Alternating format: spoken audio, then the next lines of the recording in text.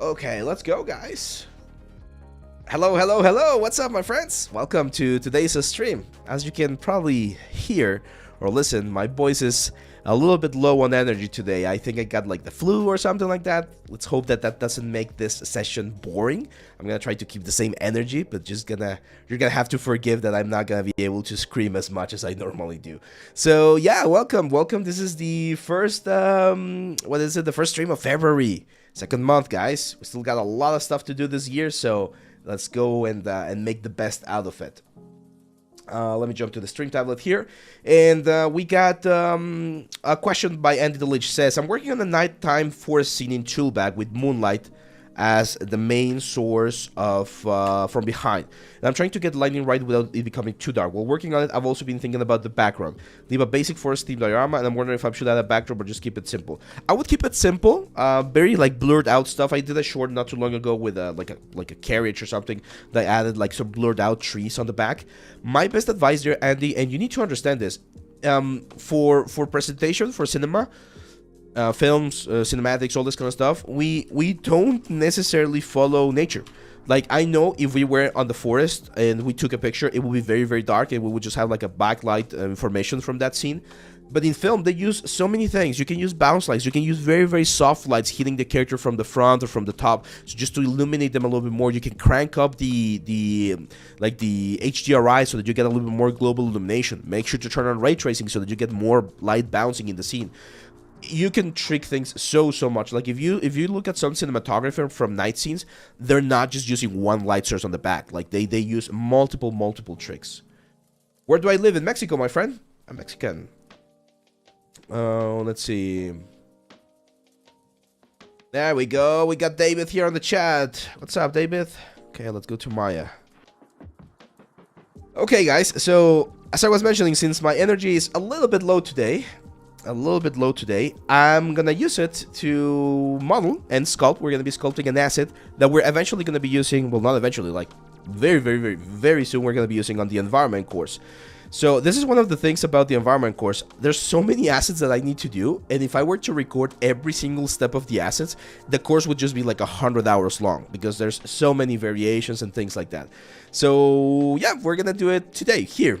We're not gonna be doing it, or this is not gonna be in the course, but of course you're gonna be able to look at this video if you want to see how we did this door right here. We're gonna focus on the wooden door for now, and then if we have time, we're gonna add a couple more details. But I found this one right here, and I'm gonna do a variation of this one, because the one that I need to do is actually way taller than this one.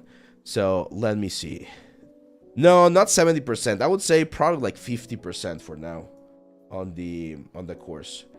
I need to open this one scene real quick to extract one very thing. 1 a.m. on Korea. There you go. You gotta get some rest, man. Let's see. Yeah, we're gonna be making this this door. Shohei, what's up? Hello. Let me just load this real quick. There we go. I'm gonna export this archway. Actually, I have exported the archway already. There we go. So let me show you one of the assets that we're gonna be using on the course, and it's this one. So this is the archway for the character. You guys already know the story of the course. Like we've shared this last year, I think.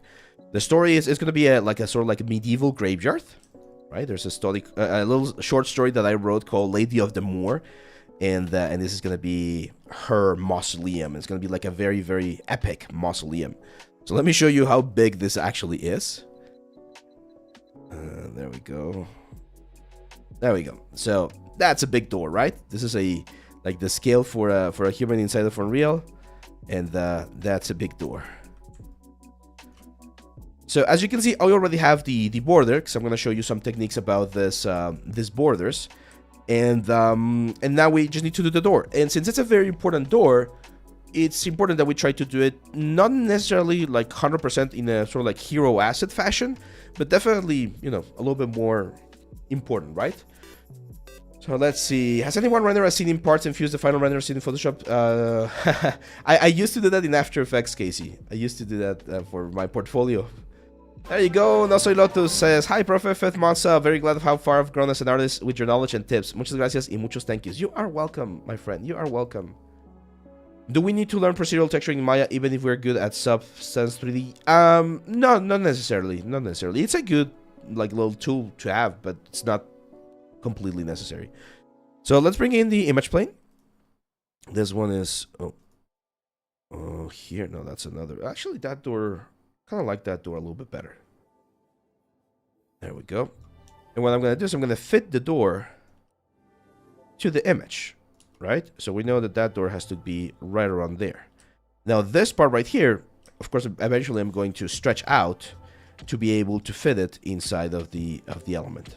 Awesome. So yeah, this is what we're going to be doing today. Now there's multiple ways to do it. I'm going to show you a couple of interesting tricks that you might be able to use.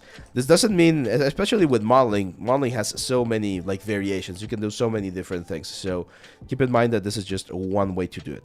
I'm going to go to Mesh Tools, create a polygon. What I'm going to do is I'm going to mark the border of the door. It's roughly there, I would say. And I'm going to hit enter. And this is going to create this weird thing, right? What I can do is I can grab this edge. Oh, this outer edge. All of this edge. And I can extrude it. Well, let's extrude it out just a little bit. So thickness or offset. Hey.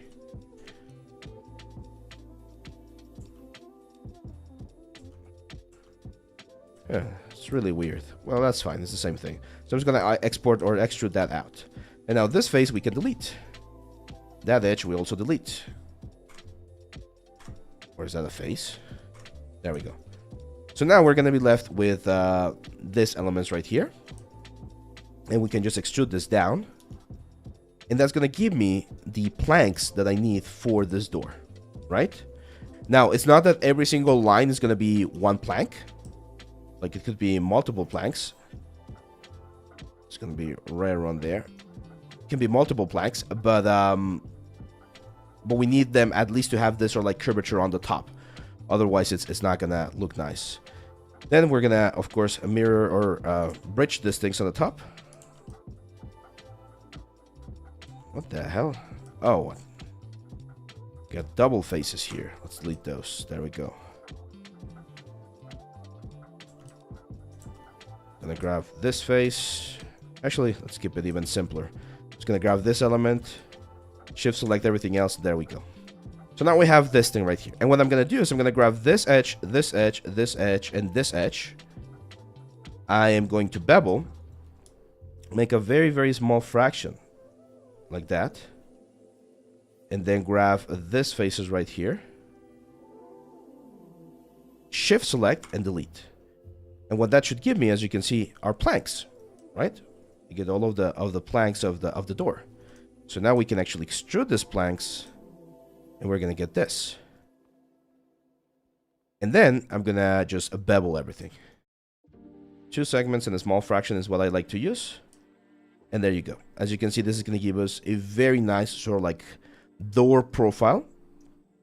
It has some big planks at the center and then some small planks at the side to really make it match. If I want to, I could reduce that one, but I kind of like the sort of the small variation that we get in sizes. I'm not sure. Anyone here is does know how to do woodworking or stuff like that?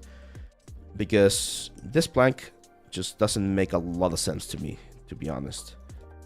So I'm gonna delete this one right here, because I know that a very common size is a foot or something. So here I'm just gonna bridge. Oh. If when you bridge this happens, you might need to use the twist until you find the bridge offset until you find the proper one. There we go. And then let's collapse. Awesome. But yeah, I think 4 planks in this case is going to be a lot better. So it's going to be this 4 planks coming from the top, and then we need to add the the metal work, right? So yeah, I think that's it. I'm not sure if I want to add. I'm probably gonna be adding like some sort of like wood trim as well at the edge, but that's probably gonna be some sort of like tileable texture. Let's see. What do you think about Dynamesh plus Light Boolean's workflow for hard surface game ready assets? I feel like I'm cheating in some way. It's fine. It's fine to use Light Booleans. I mean, it depends if you're gonna be baking that down or if you want to be using nanite. Usually, you want to bake that down. So yeah. Let's see. I missed one from Alan. A message. Yeah, I'm a little bit sick. Yeah, a little bit.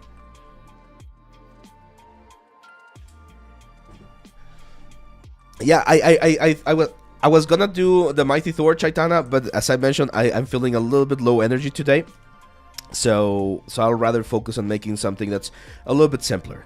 Now let's go for this metalworks. This look awesome, and I'm gonna show you a trick here. We're gonna be using curves. So I'm gonna curves, and what I'm gonna do is I'm literally gonna trace these elements right here with a curve. As you can see, of course, this thing is a mirror surface. Oh, I changed something here on the curve. Let's go back to 3 cubic. There we go. So it's gonna start right here. We're gonna be going up. There we go. I'm gonna repeat that with this one. There we go. And then curves, you can always go into a control vertex and push things around. Okay, so the control vertex are literally like the vertex on a polygon, and it is very important that we do play with the curvature of these objects so that we get something a little bit nicer. The way you're going to get something nicer when working with curves is making sure that the spacing between these vertices is relatively equal. It doesn't have to be perfectly equal all the time, but the closer they are, it's like polygons, the sharper the curve will look. So if we start relaxing them and sort of like separating them a bit, you're going to see how this looks a little bit nicer. A little bit more puffy, rounder, right? There we go. Now what I'm going to do here is I'm going to grab both of these elements, polymodeling, and we're going to use sweep mesh. And sweep mesh will create this. Okay? Now I'm going to bring this all the way down to 4. And I'm going to like rotate this. I'm going to rotate this 45 degrees. So what that should do is it should give me a very sort of like flat strip, right? Well, it's actually a cube right now. It's actually a cube, but it should look like a flat strip. And then I'm going to increase the scale profile. As you can see, it's doing on both at the same time. So I'm going to go for something like that. And I'm going to use this optimize option. Optimize will try to remove points where we need less points. I'm actually going to remove a little bit more here. No, actually, let's keep them. I'm going to show you a trick that we can do for optimization. So I'm going to try to find a nice sort of like resolution. Something like that feels nice. There we go. And that's it. Now all of these faces we can delete. And we're just going to be left with this piece right here. And if we take a look at the pattern, it has like little extra arms that are sort of like pushing out, right? So we need to do those. So for instance, that edge really doesn't help too much. So I'm just going to grab this one, Control E, push it to the very end, and then add a couple of like edges here and start playing with the curvature. Like that. We can even grab the vertices and everything and just move them around. One of the things that we want to do here is we want to try and preserve sort of like the proper size. Now it seems like there's like a little sphere here. So what I'm going to do is I'm just going to grab this edge, extrude again, just make it a little bit smaller. I know it looks low poly, but unfortunately in games we can't always have like extreme amounts of geometry. Otherwise it just becomes impossible to work with, right? So for instance here, same stuff. I'm just gonna like rotate, position it right there, and add a couple of lines. Grab this one, push it. Now you guys understand why I can't include this on the on the full course, because even though it's interesting and it's part of the process, it is a little bit tedious, right? To be just like pushing points and moving things around, and I don't want the course to feel like the flow is not flowing properly. Okay. Now, remember that all of this, guys, we're eventually gonna either bake down. I'm still not sure if we're gonna bake them down or if I'm gonna keep the low poly. So that's important to keep in mind. There's another one right here. This one is 2 lines, so I'm gonna extrude it over here. Hey, thanks for the follow, Maeve. Oh, we have a question over here. Says, hey, I've been teaching myself 3D and really want to build a career in it, but honestly, I'm feeling a bit lost and overwhelmed. There's so much to learn, and I'm not sure if I'm focusing on the right things. What would you recommend for someone in my position? Would really appreciate some any guidance. Thanks, man. That's a great question. So, teaching gets, unfortunately, a bad reputation. But if you think about it, we all had amazing teachers as we were growing up. You might remember someone from your primary school or elementary school, high school, a teacher that really like changed the way you saw things, right? So I think teaching is a very, very valid career. Now, what are the things that I would recommend? Focus on something that you are good at and that people have told you that you're good at, right? So for instance, I will not teach you guys as the animation because even though I can do animation and it's relatively decent, I'm not an animator, so it will be very hypocritical from my part to be teaching something that I'm not sort of like specialized in, right?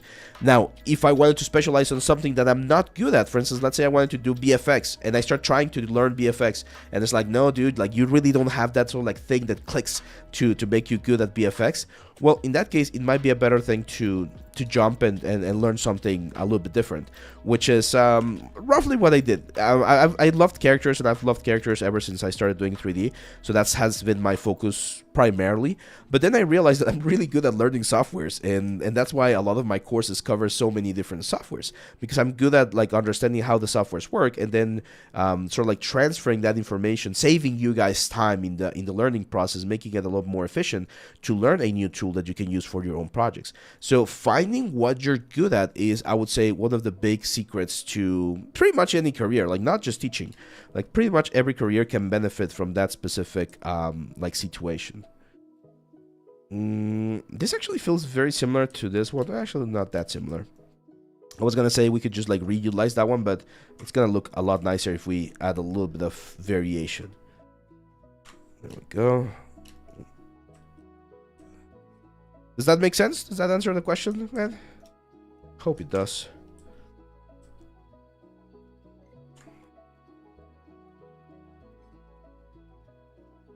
Let's see. Can we reset the vertex after modifying the curves? Yes. Yes, you can.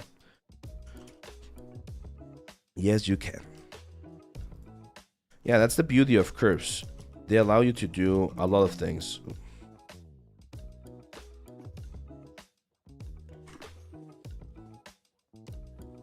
So if you need to change, like even if you do the sweep mesh and you need to modify the curve a little bit, you can still do that. Let's say I'm making a car for my portfolio. Do you have any tips for rendering the process? I'm thinking about Unreal. Yeah, you could definitely try Unreal. They're using a lot of cars for like commercials and things like that inside of Unreal, so that might be a good option. Just look at how cars are rendered. They're usually in these like big garages with huge rectangular lights on the top, so that you can really appreciate the light going through. I think I did a video of car rendering. It was one of the first videos that I did on this channel. So again, you might want to check it out. It has like a BMW on the thumbnail, like an old VM. No, an old Mercedes. It's an old Mercedes on the thumbnail. As a 3D artist, how many hours you spent for a day, Ave? Ooh, 10 at least. Yeah, it's like 10 hours. Like my day usually starts. My day starts at 8 a.m. when I wake up.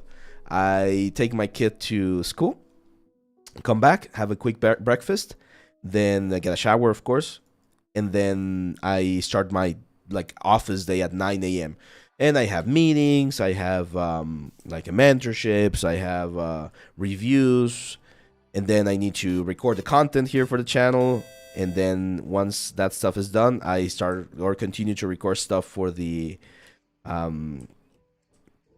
what's the word, for the courses, right? So and that's all the way to like 2 p.m., let's say.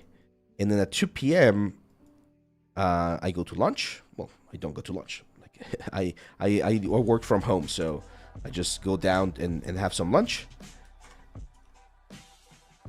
And then come back here from like 3 p.m. to roughly 6, 7. Usually on the afternoon, I take care of my kid because my wife is working. She's a psychologist. And then after she finished work, I come back and continue working. So yeah, that's usually my day to day. Okay, let's combine this. I'm gonna grab this guy right here. And this is very simple. We're just gonna bridge from here to here. And that's it. And then from here, we're gonna go forward. And from here, we're gonna go backwards. Of course, this whole edge needs to be completely simple like this. Let's push this up a little bit. Let's see. What is your approach to creating a scene? Do you try to replicate reality or a camera's view, for example, to making a render that makes a photo? Yeah, it depends on the kind of project again, Alan. For instance, for this environment one, I just take things from the real world and I make them in 3D and then I'm going to reimagine how they're positioned. But I do look at a lot of reference. Whenever you're doing anything 3D related, you always need a lot of reference. Okay? That's, I would say, vital to get like a good result in any sort of like a 3D project.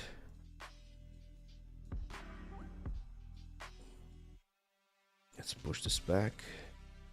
So what I'm gonna do here is a change in flow, very similar to what we see like in the corner of a mat or something. So even though that looks like a triangle, it's actually gonna be going in, so that when we smooth, we get a nice result. And I think I'm gonna add another edge loop right here so that we can soften this arrow. And probably one right here. This is going to be, again, like a low poly asset. Like, it's not something... Like, the door, like the wood planks, I'm definitely going to be, like, sculpting them in ZBrush a little bit. But this, like, little metal thing really makes no sense to sculpt it. We can just use, like, a generic tileable material for it. And that's it.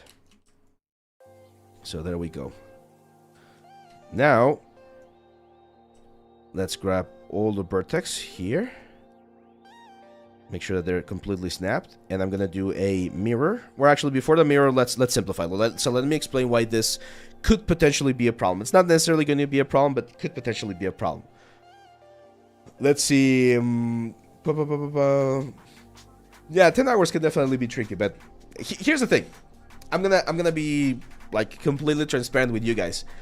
This stuff that I do, live streams, videos, shorts, this is my dream. This is what I love to do. It's an amazing thing that I have the opportunity to do, of course, thanks to all of your supports. But I'm not yet at a point where it just pays all my bills, right? So I still have a lot of other things to do. I still teach at the university. I still have my little studio where we do VR and AR development.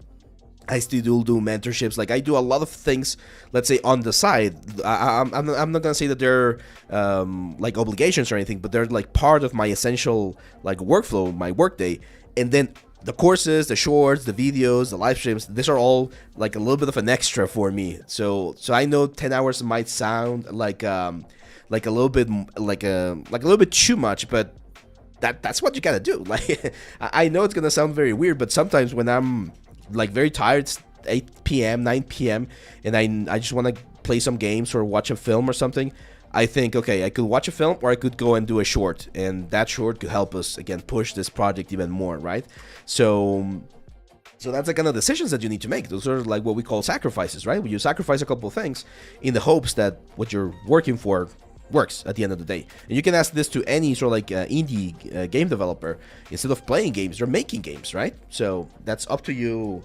That's up to you how you want to spend your time. And everyone can have their own vision about this, of course. Okay, so here's what I'm gonna do, guys. I need to reduce a couple of triangles. Triangles are no longer, or polygons are no longer, a huge problem in engines. Like now with nanite and things like that, you can definitely have high levels of everything. But what you can do here is just look at the silhouette, and where the silhouette is not needed as much, for instance, these elements right here, we can just collapse them. And yes, we're going to have triangles, but they're going to keep a round silhouette over here, and you're going to be able to save a couple of triangles on the final asset. This is especially useful if you're doing like, again, like developments where triangle count is quite important. And it's a way to simplify a lot of this stuff so that you can like generate a nice result. Okay, I think I've shown this before when we were doing the lantern that I have here. on the back. But this is a very, very cool like technique. And from a silhouette perspective, nothing's gonna really change. It's more about the polygon. So you can see how we have a bunch of triangles right here. First of all, if you can reduce a couple of them, like just select one every now and then, as you can see, the silhouette barely changes. And then we can even select a couple more right here, and again collapse, and the silhouette is barely gonna change. Like, players are not gonna notice because of the size and the textures and everything, and this allows things to perform a little bit better. I was looking, have you guys seen like the huge thing that's happening nowadays with games, and how even if you have like top of the line graphics cards, you can barely run them? That's an optimization problem, and I do believe that a lot of developers have become very, very lazy in the optimization side of things. Like, they just want Unreal or Unity to take care of everything, and unfortunately that like hurts us as players, because you're not going to be able to enjoy the game as much if it's constantly like stuttering, or if the textures look like shit. So if you can like optimize a little bit here and there, it's always advisable. Okay, yeah, this is for games reduction, that's right. So I'm going to mirror this now. This is going to be bounding box Y negative. And I'm going to push this thing down a little bit. There we go. Maybe a little bit more. It's really weird. Oh, it's this. 0.01 on the merge distance. There we go. Look at that. We get this beautiful trim here, where the door is going to be living. Right, so this thing's gonna be here on top of the door, right around there. I feel like I'm probably gonna have to make this a little bit smaller so that it fits the door. So right around there, barely touching the thing. And then these vertices, let's push them forward, right around there. Let's see. That's because people don't do a lot in terms of rendering in games. They use built-in solutions where they should use a specialist to make some original things. Can you explain mirroring real quick? Yes, of course. So here's how it works, man. This is a quick class on mirroring. So if you have half an object, right? Let's say you were following my example here, and you model half this object. You're gonna go to mesh. Sorry, edit mesh. Yeah, mesh, mirror. And the mirror has a lot of options. The first thing that's going to ask you is bounding box, object, or world. Bounding box uses the limits of the actual geometry. So the bounding box, it's an invisible box that lives around this object. It's literally a square. And we have a lower limit, left limit, right limit, and upper limit, and back limit and front limit. So it's a box that's being drawn on top of this thing. You can actually see it if you go to display. Polygons, where is it? Object display bounding box. There we go. So that's the bounding box of this object in particular. Okay. So again, here, Windows, or sorry, display, object display, bounding box. So it uses that bounding box when you're using the mirror with bounding box. It uses that bounding box as a reference, and it's gonna say, okay, you want to do bounding box X. That means I'm gonna go to the X axis, left or right, and I'm gonna go either positive or negative. And from that line of the bounding box, that's where I'm gonna do the mirror. So for instance, if I do bounding box X positive, what's gonna happen here is this thing is gonna jump here to the front. I'm gonna set this to 0.1. There we go. And see that? It snaps to the vertex right there on the merge threshold, and that's bounding box X positive. If I do instead bounding box Z, or rather Y negative, which is what I did here, I'm going to go to the lower edge of the element and hit apply, and it's going to go right there. The reason why it's merging this is because of this merge threshold. What I like to do here, set this to custom 0.001 and hit apply, and that will make sure that only vertices that are literally on top of each other will be able to be there. Okay, so as you can see here, it got the lower portion of the bounding box, and then it flipped it on the y-axis. So that's bounding box. The next one is object mode, and object mode will use the pivot point as a reference point. So if I do again y negative, which is going to be to the lower section, so like flip it down, but the pivot point is right there. When I do this, it's going to mirror from there, which doesn't work the way I want. But if I were to move the pivot point down, let's say there, and do it, it's going to be the exact same thing, because object mode uses, or object mirror axis position uses the pivot point of your object. And finally, world uses, well, the world. So right now, as you can see, the red line right here is my X world or Y world line. So if I do apply, it's going to mirror it all the way on this lower part right here. Again, it's different ways to mirror stuff. So you just select what kind of mirror axis position you want, what axis you want, positive or negative, and then you do the mirror. Finally, I do recommend, again, mesh threshold here, custom 0.001 on the element, so that when you're doing the mirror, it only merges things that are literally on top of each other. Because as you start increasing this mesh threshold, more and more vertices will be like welded together. Did that answer the question? I hope it did. Not bad, guy. Do you think the lack of optimization maybe because a lot of people while doing portfolio pieces don't care that much about optimization? Since no. It's the real lack of optimization. It's not because of people. It's not the artists. It's the executives. It's the directors. A lot of games, they just want to be launched as soon as possible and as fast as possible so they can make the money back. And I understand the money side of businesses, right? Like there's of course like money to be made. This is a job at the end of the day, but sometimes they sacrifice that kind of stuff. And another thing, and there was a report that they did not too long ago where they were mentioning that for the last like decade, a lot of like companies have been pursuing this sort of what's the word, this sort of thing where they want to have like the best visuals, right? Like they think realism and visuals are what makes a game successful. And hopefully we all agree here as gamers that yes, visuals look very pretty and they're very nice, but I don't care about visuals. I personally care about story, and I personally care about gameplay. Like if the game is fun to play and if the story is interesting, at least depending on the type of game, right? For instance, an RPG, then I'm gonna play it. I don't care how it looks. I've mentioned this before. Like one of my all-time favorite games is Xenoblade Chronicles. I even got the little figure here from Mio. So I'm a huge fan of Xenoblade Chronicles, and it looks like shit. It looks, well, not like shit, right? But it looks very, very like low quality compared to like Final Fantasy VII, like the new one. So it's like looks are important, but gameplay and the story are way, way more important, I think. Like you can have a game that looks bad or not as good, but has great characters and great gameplay, and people are gonna love that game. And you can have a game that looks awesome and super beautiful, but then it has horrible characters and horrible gameplay, and people are not gonna play it, right? Anthem. But yeah, that's how it works. It's just one of those things that does not work. Like visuals are not the only thing that's important. So keep that in mind for your portfolios as well. That's why I think games that have like hand-painted style are gonna be sort of like timeless, because people can still play those like long time after they do that. Can you show how to use UC XYZ axis in viewport? What do you mean? This one? Or this little thing right here? Like that's just W. When I press W, I see my axis. Now, unfortunately, and I feel sorry, very sorry for all of those artists that work so hard on those games, because the games are not, like from an artistic perspective, again, they're not bad. They look awesome. There was another one with a, oh man, it got really criticized. I mean, of course, Concord, right, from last year, that was like the big one. And again, like the textures, the models, the animations, everything was great. Like the art was okay. The designs, I agree, were not the best. I don't agree with a lot of the designs, but the execution, the technical execution was completely there. So it's more about the gameplay, the story, design decisions. Like there's other factors that play an important role for this kind of stuff.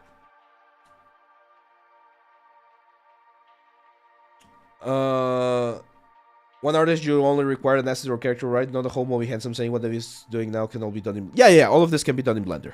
All of this can be done in Blender. Okay, so now we have this other arrow right here. Can you see that?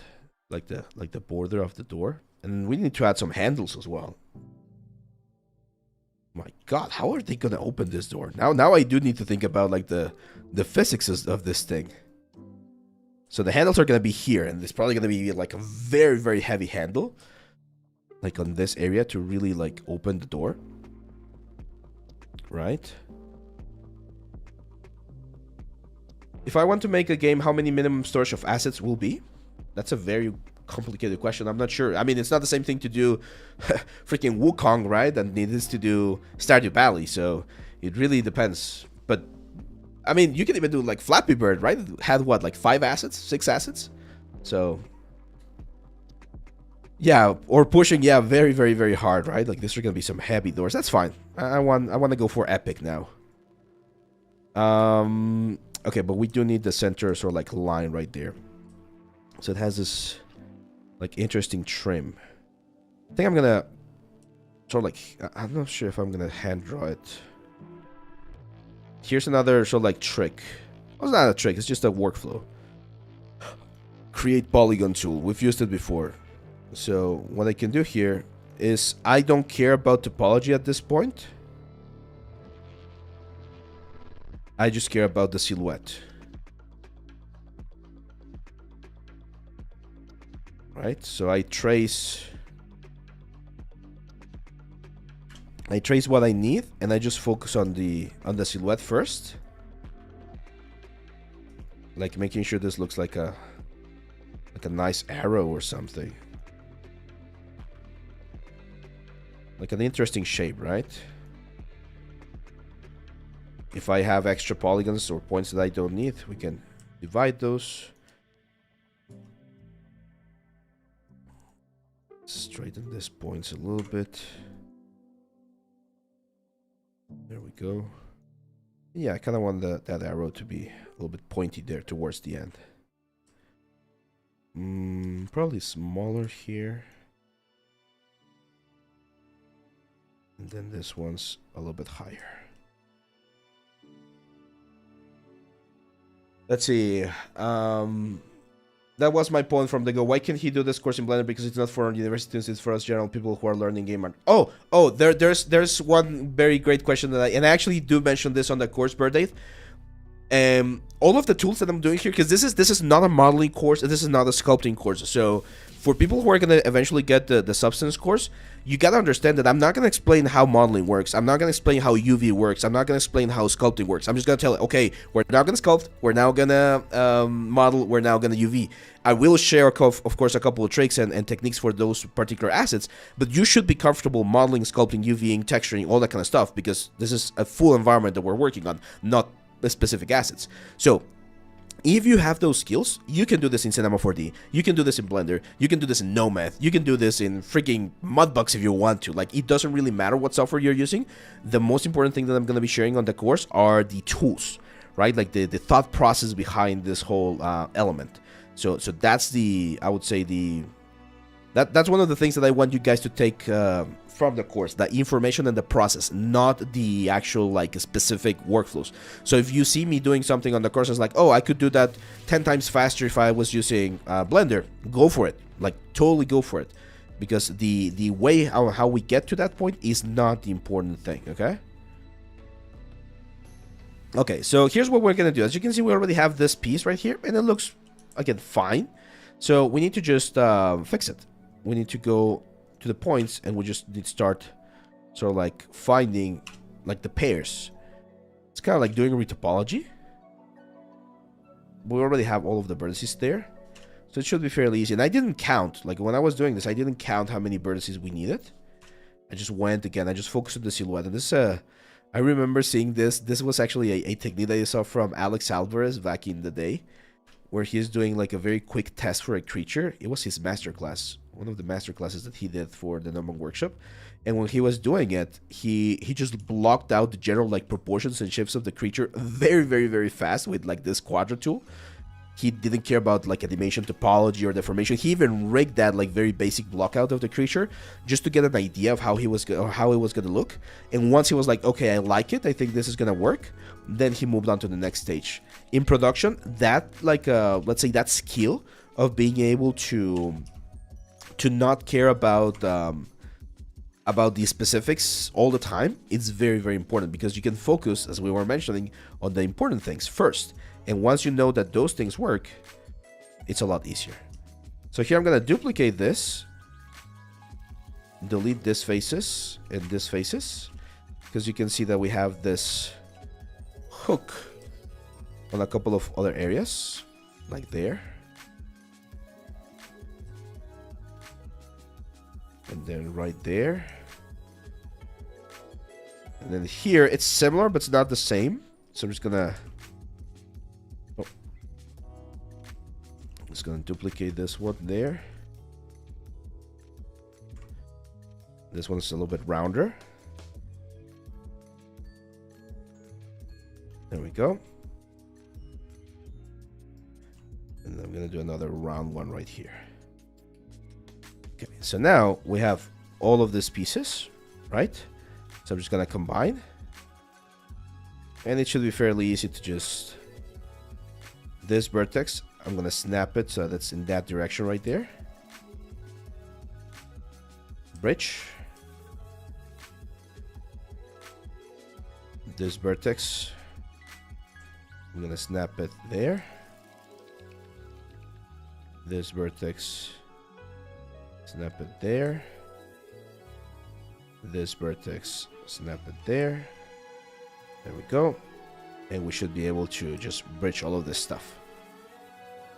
Oh, I hope soon, Varjasin. I was mentioning this earlier today that I feel like George R. R. Martin, just saying like, hey, it's coming, it's coming. But the problem with this course is that I need to create a lot of facets to really explain things. And it's going to cover a lot of stuff.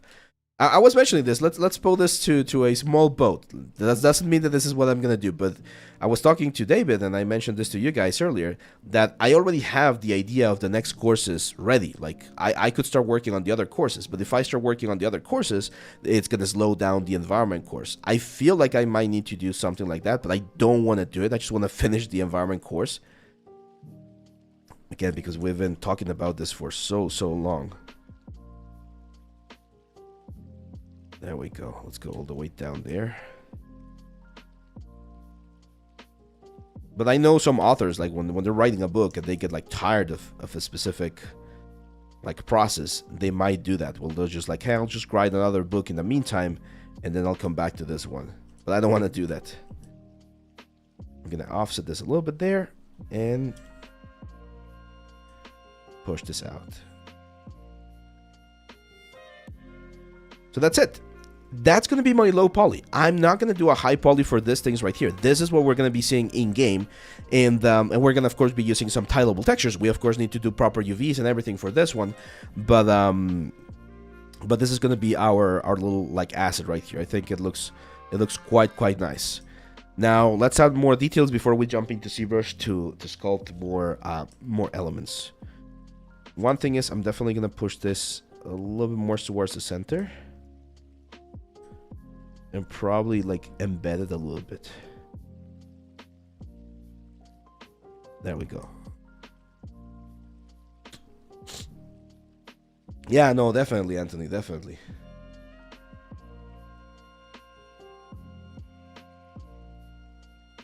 I'm a beginner and a student entering into the 3D animation, so like what's important things I should be eligible and perfecting so I can make my learning quicker and any suggestion, please. Yes. So, Marlon, yeah, Pato, soy mexicano. Lo he dicho muchas veces por ahí. Si es la primera vez que nos visitas, bueno, bienvenido. Sí, soy mexicano. Vivo acá en el norte. Yeah, so Revanth, what's the word? One of the advices that I give my students and my mentees, sorry, is that I tell them that whenever they're trying to learn something, make it a project-based learning. That's one of the best ways you can learn something. Like you don't want to go and learn like, okay, let me learn the tools. This is booleans. This is what booleans do. This is combined. This is what it does. This is separate. Like, no, you're not gonna just like memorize what every single tool makes inside of Maya. You're gonna start a project or ZBrush or whatever. You're gonna start a project and you're gonna start looking for the tools that you need for that particular project. And when you do that, you're gonna be able to really sort of like understand the intricacies of the software, right? And then in the next software, you learn something better or new, and then you keep going. Yeah, no, that's what I've been doing back to like if one day, like yesterday when I was feeling like really bad, I was working on this archway. It's like I'm just gonna do something simple for now, and I was just working on this one. So I've definitely been practicing the tips that I show you guys. Okay, let me take a look at the other reference, because I feel like we're missing something here on this door. So this was the other reference, and one thing that I liked about this one was the fact that the door itself had like a border. Can you guys see that? So it's like this curved like a plank right there, and then this like main plank, and then this like bottom planks. So I kind of like that. That also makes it so it's a little bit easier to generate a little bit of variation everywhere. So for instance here, let's set a cube.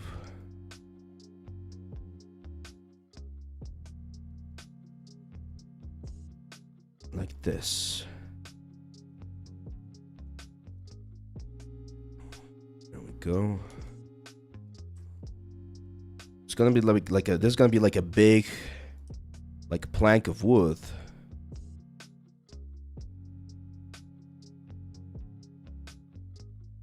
It's gonna support, sort of like support the bottom part. So the main boards rest on that stuff, and I feel like we can eventually give it like a decal or something there to break it up a little bit. Yeah, burnout is definitely a bitch, man. Do you ever feel bad if a project is taking a little? Every time, Empress, like every time. Like here's the thing, and this is I think a problem with like how we see ourselves, society, and all that kind of stuff. Like we expect every single thing to be like the best all the time, and that's not how it works. Like you can graph something, and you will always have like really good like moments. Most of them are going to be like average moments, and then you're going to have really bad moments. So I've done, I don't know how many courses throughout this years, not only with this channel, with other channels as well. I think I'm probably getting close to like 30 courses. And if you graphed all of my courses, there's some that I'm really freaking proud of. There's a lot of them that are like, hey, this was a good course. I'm sure it's like very helpful. And then there's some like, I was like, oh, okay, yeah, this one, it's not my best work, right? So I don't feel that way with the environment one. I actually feel it's turning out very nicely. But it's tricky, right? Like it's definitely one of those things that that does take a toll on you if you feel like you're taking a little bit longer. The good thing, the only like good thing that I see about this particular project is that since it's my project and I don't have any outside sort of like pressure, except of course the expectation that you guys have of having the course and seeing a little bit of it, makes it a little bit easier, right? Because I don't have a boss or a client that's like, hey, you need to deliver this right now, and that's definitely definitely handy. But yeah, it was one of those things that definitely takes a toll on you. Now, lessons learned, right? Because that's always important. Like, what did I learn, or what have I learned so far with this course? Is that if I'm going to be doing this ambitious course, I might need to prepare this beforehand. Like, let's say I want to do another environment course for next year. Well, I might as well start making the assets like the next couple of months, so that when I start recording, I can just jump straight into recording the important information. Because that's what's taking so long for me. Like, the fact that I need to... like I get to a point where it's like, oh damn, now I want to show them how to do this, but I don't have the asset, and I don't want to just download it. Feels wrong to me. So it's like, okay, let me do the asset, let me show you how it works, and then we'll do the part that I was actually intending to show, right?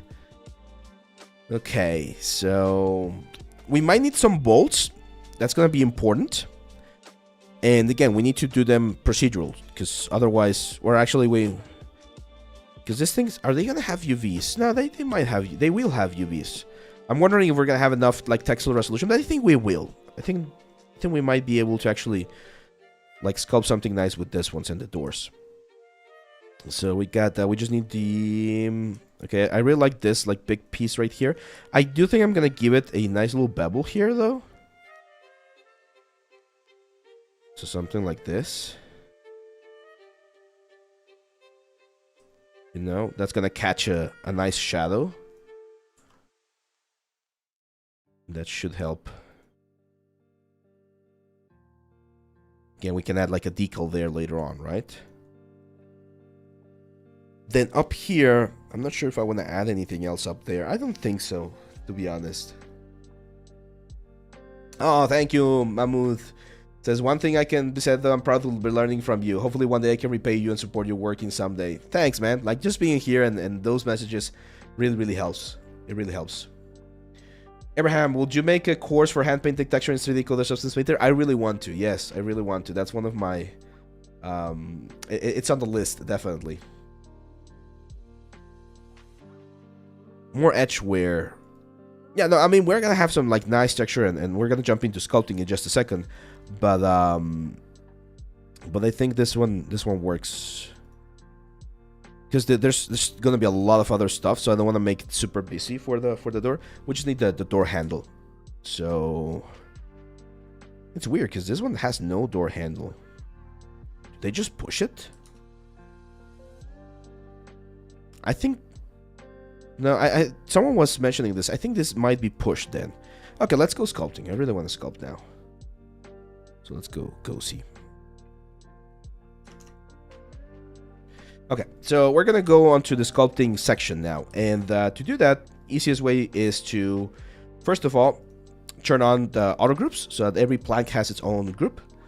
Then I'm gonna keep groups on, high resolution. I am gonna have to go, actually, because if I try to, okay, it's gonna work, awesome. It's gonna be a little bit too much though. I think I exaggerated on the resolution because of the size. Remember, the Dynamesh works with size, so if you have a very, very big piece like this one right here, then the resolution is just gonna be like crazy. So I'm gonna have to bring the resolution down. Like, we don't need that high resolution. Should I keep using Blender and learning Blender? Yeah, Blender is perfectly fine, man. I'm not sure if you saw this, but Blender just won like best, like a what was it? Like a Golden Globe or something like that. And it's gonna be used more and more, especially if you're doing a lot of modeling, texturing, rendering, and stuff like that. You can definitely do it with Blender. If you want to work in industries, right, like Disney, Pixar, all of these big ones, ILM, you will need to learn Maya because that's what they use. And until they change that, it's gonna be difficult.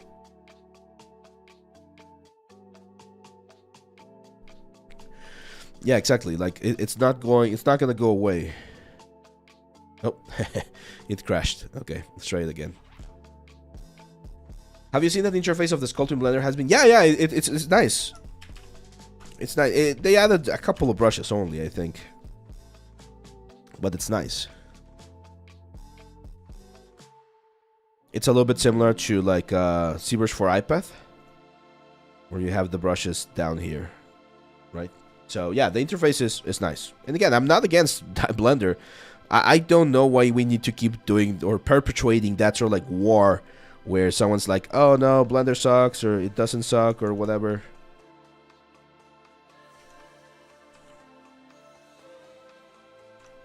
There we go.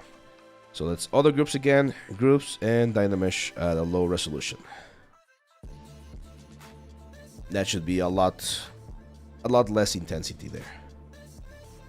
Now for this ones, I'm actually going to use a little trick. This is a sneak peek from the course, where you can use a tileable texture for the wood, but you don't really need to use, again, it's a lot. Groups, you don't need to, like, you can bake the normal map down and then don't texture it. I'm not sure, I might texture it, to be honest. This might be like a hero asset. Agovi, what's up, man? Welcome. Yeah, we like to create drama. That's right, Wolf Girl. Why is it giving me so many polygons? Okay, so here's what we can do. I don't love this solution, but I'm gonna go C plugin and then scale master. I'm gonna use this ZBrush scale unify. What that will do is it will change it so that it now fits within the scale of ZBrush, and now it should behave a little bit more as expected, as you can see right there. So ZBrush scale unified is an important one. There we go. So as you can see, we have only 500,000 polygons right there. Let's split, group split, hit OK, and let's start sculpting. So we always need to think, when sculpting this kind of stuff, we always need to think, what are the areas or the parts of the element or the asset that are going to be the most damaged, right? And usually it's the ones that that are closer to the areas that they're going to be hitting some parts, right? So in this case, the top part of the door probably need a little bit more resolution. This is where we're going to start seeing the damage, right? Now, from afar, of course, we need to add a little bit of damage on the borders here so that we can see something. Otherwise, it's going to be pretty much impossible. This is supposed to be a little bit of a decayed place, so I would expect to see quite a bit of damage, but we don't want to be like super obvious with the damage. Like, you gotta be a little bit more selective on where you add the damage, and sometimes there's gonna be areas where there's nothing going on. There's no details, no resolution, no nothing. Go. So I'm gonna hit it a little bit more aggressively right there. There you go, Saint Elo, what's up? Can a 3D artist completely rely on freelancing forever? Yes, but you need to be very smart about it. Let me explain this. Why do we go and work at a studio?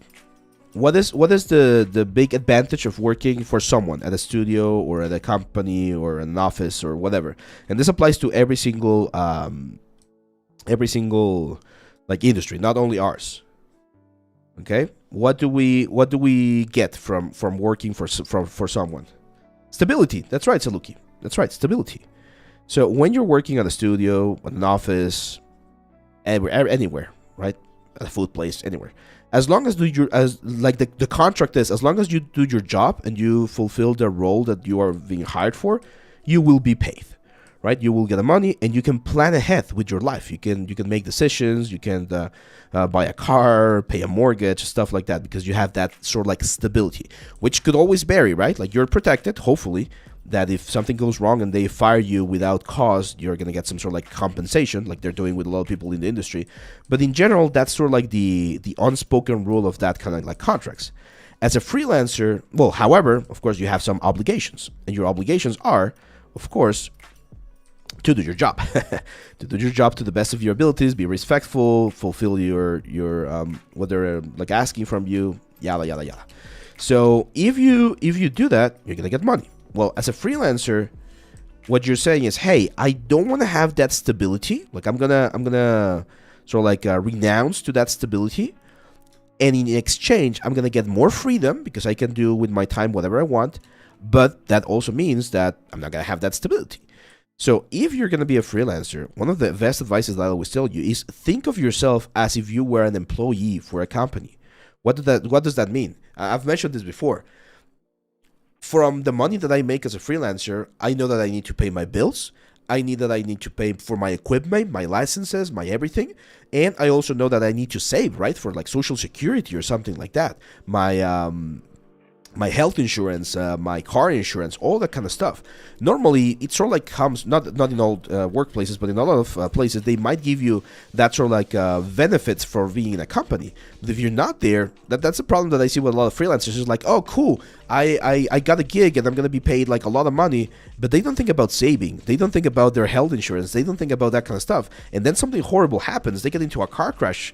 Hopefully no one here gets into that situation, but they get into some unexpected territory, or then a couple of months later, there's no work, right? Like, we got crises like COVID and things like that. Well, if you were not prepared as a freelancer, if you didn't have a saving account or something, it's gonna hurt. It's gonna hurt because there's absolutely no stability. So it's a game. It's a gamble at the end of the day, right? But it really matters what you want to get out of your experience.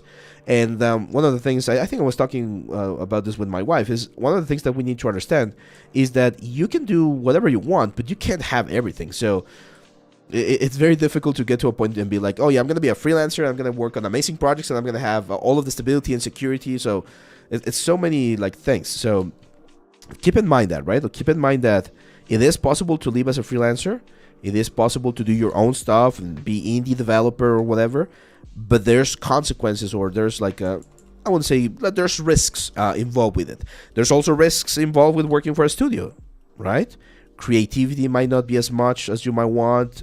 You might feel stuck. Like, again, every single decision that you make will have a decision for good stuff and for bad stuff. So keep that in mind. Let's see. After starting my career around 180 degrees from coding, I'm starting to get into 3D. Your portfolio reviews are so incredible, helpful, and unique. Who will be able to send mine in soon? Oh, that's awesome, man. And yeah, I do have I think I share that like view in terms of life. Like, we only have one life, right? So might as well give it a shot. But I've said this before. If there ever comes a point where I cannot sustain myself as a 3D artist and I need to provide for my family, I don't mind doing something else. I don't want to right now, right? Because I'm very happy where I'm at. But if that happens to me, my family, is my priority. So if I need to go and work a very completely different industry, I'll do it. That's a little bit of damage down here.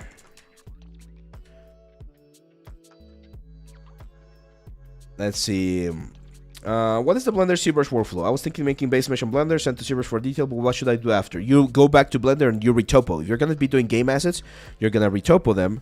So you're going to clean up the topology so that it's more optimized, and then you're going to do bakes. Bakes you're probably going to be doing in Substance Painter.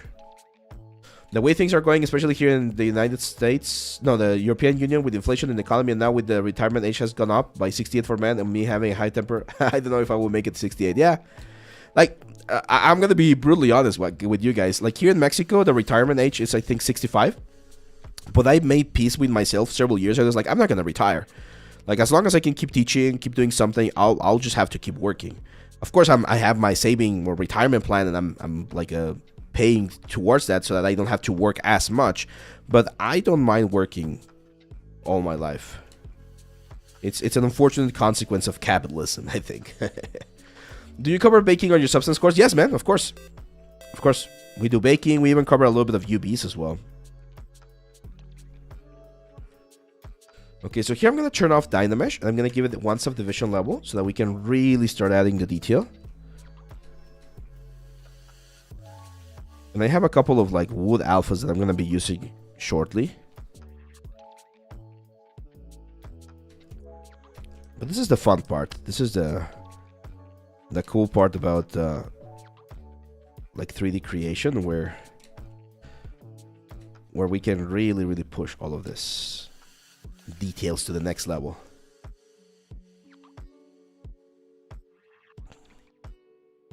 There we go. Oh, sorry about that, guys. What do we recommend to a student who recently pooped his pants? Well, make sure you control your sphincters, man. It's an important part of the process.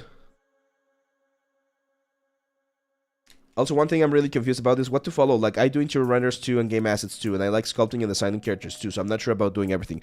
Do whatever it is you feel more comfortable doing, what you wouldn't mind doing all day, all night. Do what's paying the bills. That's another important one. I mentioned this before. Back in 2017, like for a full year, most of my revenue was from like architectural renders. Like someone found me and they were like, oh, can you do renders? Like, sure, I can do renders. And they showed me what they wanted. I did them for them. They really liked them. They started recommending me with their like architect friends. And that's what I did. Like, no characters, no props, no nothing. They would just give me the scenes and I would just do the lights, the renders, a little bit of post-production, and that's it. And that paid the bills. That's fine. It's absolutely fine. I know some people do 3D printing. I know some people do like characters, animations, logos, product renders. So yeah, I mean, I want to do everything as well, man. Like we all do, right? Like we like the whole process and we might want to do everything, but you got to understand that this is a team effort as well. Like big projects, big games, it's not just one single person that's doing everything. So you need to be humble. That's the word. You need to be humble and understand, like, hey, even though I want to do everything, I know I can't.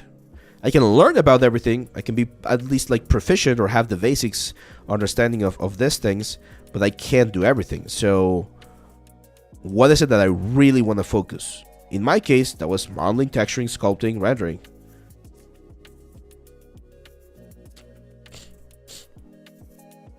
Oh, that's awesome, McSwag. Yeah, I'm working in Kodak Express on minimum wage 3 days a week and working on my personal projects in the meantime. Yeah, a lot of people do that. A lot of people do that, and that's, again, perfectly valid. And this is something that I mentioned because I know some of you guys, you might not be writing on the chat, but you might feel this. It's like, oh, I feel bad because I need to work 40 hours a week and I can't even like work on my art. If that's a point, like if you're in that point in your life right now and you need to sort of like stabilize first, that's fine. Everyone has their own journey. See if there's any way you could fit a little bit of that in your pipeline. But if you can't, if you really can't, hey, there's other things in life that are very important. Family, friends, all this kind of stuff. I have a friend, and he had a situation with his family. I'm not going to go into details, but the point is, he couldn't really focus on his art, and he's a really, really good artist, but he couldn't really focus on his art for like, let's say, 1 year and a half, and he was talking to me, and he's like, he was saying, I feel horrible because, where is this? I'm trying to look for my wood alpha, and I'm not sure where I left it. Is it here? No. He was like, I feel horrible because I should be able to, there we go. I should be able to be doing and working on like very cool stuff. That's what I sort of like trained for. And he's like, hey, no, like right now, your family is the important thing. So focus on that. There might be a time where you'll be able to sort of like come back and do the other stuff. But for now, family is very important.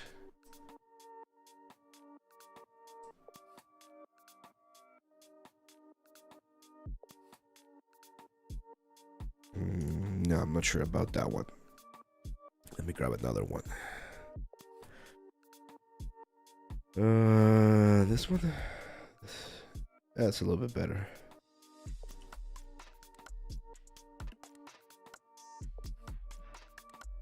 I'm just gonna use this as a base. Like I'm not gonna keep all of it.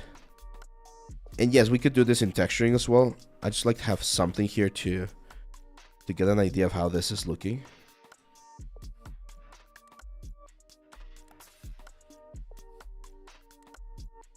And now I'm gonna use Stream Dynamic to like flatten or erase a couple of these details that look a little bit too repetitive. And it's just like noise, right? Like we're just adding a little bit of noise here. Actually, I kind of like that one. Let's see. If we have AOE in our textures, do we export the separate AOE maps? If you want to add an extra layer of like intensity to it, then yeah, you can do that. Okay, so we have the first plank. Oh, that looks lovely. Go to the second one. Now here it's going to be very important. If we already have a big gap on one of the sides, we might not want to do it in the exact same place on the other ones, right? Because it's going to look a little bit weird.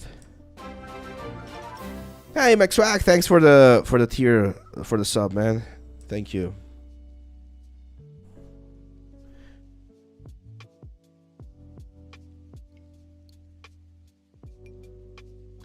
There was I really like Gary V. You guys probably know who he is. Very big influencer as well. And he had a quote because someone asked him, how much? Whoa! Hey, there you go. Thanks for the gifts, man. 5 gifts from Snackish77. Oh man, I really appreciate that. Thank you very much. List Airy. I'm gonna look that up, not bad guy, because I definitely need something like that. Rohan, what's up, man? Thank you, Snackish. Liking your advanced texture course. Oh, awesome. Yeah, you're working on door. Yeah, that one was I was mentioning this, right? Like I have my favorite courses, like some of the courses that I really like how they turn out. That's one of them. Like I think the door course really worked. Door the Dwarf. There you go. Games like Forza, Assetto Corsa, the cars models in those are accurate as hell. Are there studios using photogrammetry? Roundnack, sometimes. Like if they have the licenses, they might just call the factories and they're like, hey, send me the blueprints. And they're going to send them like CAD files that they can use to retopologize from. So yeah, they get access to that kind of information. And that's another important thing. Like I was looking at a making of from Kingdom Come Deliverance. They show on the CG channel like page, they show the making of the cinematic. And they were using motion capture, they were using photogrammetry, they were using like freaking like everything to get that cinematic to work. And that's the thing. It's not the same. Like you guys need to understand that the budget for small projects, like for a single artist, for freelancing, is not the same that the budget that you're gonna have for a full team. You're talking about thousands of dollars, sometimes millions of dollars to get to those kind of results. But it's that's part of the business part, right? So my mindset is, if you have the resources to do that kind of stuff, awesome. But if you don't, you need to learn how to do the best you can with what you got, right? Alamito says, "Hi Eve, I'm a new 3D student from Spain. Saludos hasta España. And there's not many jobs here, and I thought about looking for work in other countries, but I'm a little bit scared of the job interview because of my English. I've had a good level, but I don't know if it will be enough. Practice. One of the things that I can tell you is try to practice. That's going to definitely help you feel a little bit more confident. Most people, as long as you can, again, like, understand them and be understood, it's usually good.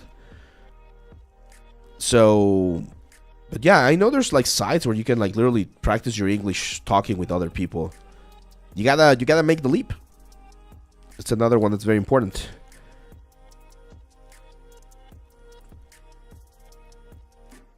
I always thought about how cool it would be to rent a studio for a few hours to do motion capture, though I would imagine it's also expensive, especially for a freelance. Yeah, but again, as someone else mentioned, Empress Tiramisu, there are other ways to do it. Like, there are some free tools that you can use, an iPad, even your phone, to record and get some, like, motion capture. Of course, it's not going to be as precise as what you get from, like, those studios, but you can do it. And that's my point. Like, you would be surprised of how much you can achieve by just trying. I know we don't like to try because we're scared of failing. That's a very sort of like common in human like feeling, right? Like the fear of failing. But once you get past that, you can achieve so much. And I always tell myself, well, if you try and it fails, so what? As long as you're not compromising your integrity as a human, your living conditions, right? Like, I would not recommend someone say, I'm gonna sell everything, go and arrive to Pixar and just ask them for a job. Like, that's stupid. Don't do that. But if you can afford to spend, let's say, a couple $1,000s on a new computer to learn about 3D and see if you can make it work, well, that might be worth it. Again, it might not, like, there's always a possibility that things won't work, but at least you tried. And trying is very valuable as well. Because we always say, what's the worst that could happen, right? But what if you said instead, what's the best that could happen? That's a different way of seeing things. I've always considered myself to be quite an optimist. And some people have told me that they hate that about me. It's like, dude, you always try to see the best in people and the good sides. Like, yeah, I just find that that's makes for a more manageable life, I would say. That can get you hurt as well, unfortunately. But I like to see myself as an optimist. John, what's up, Jax? Jax here. He's the one that did the intro. This one, the one on the countdown, the always learning, always improving. He gave us this. What was this? Like 2 years ago, almost, John. We've been using it ever since. It's amazing. Thank you. I know I've thanked you before, but maybe not publicly, so thank you, John. Yeah, exactly. So what's the best that could happen? Oh, we got a new button there.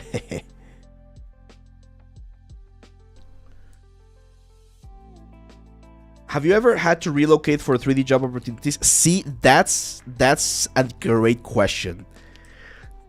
And that's an answer that I get asked often. It's like, oh, why did you decide to go back to Mexico?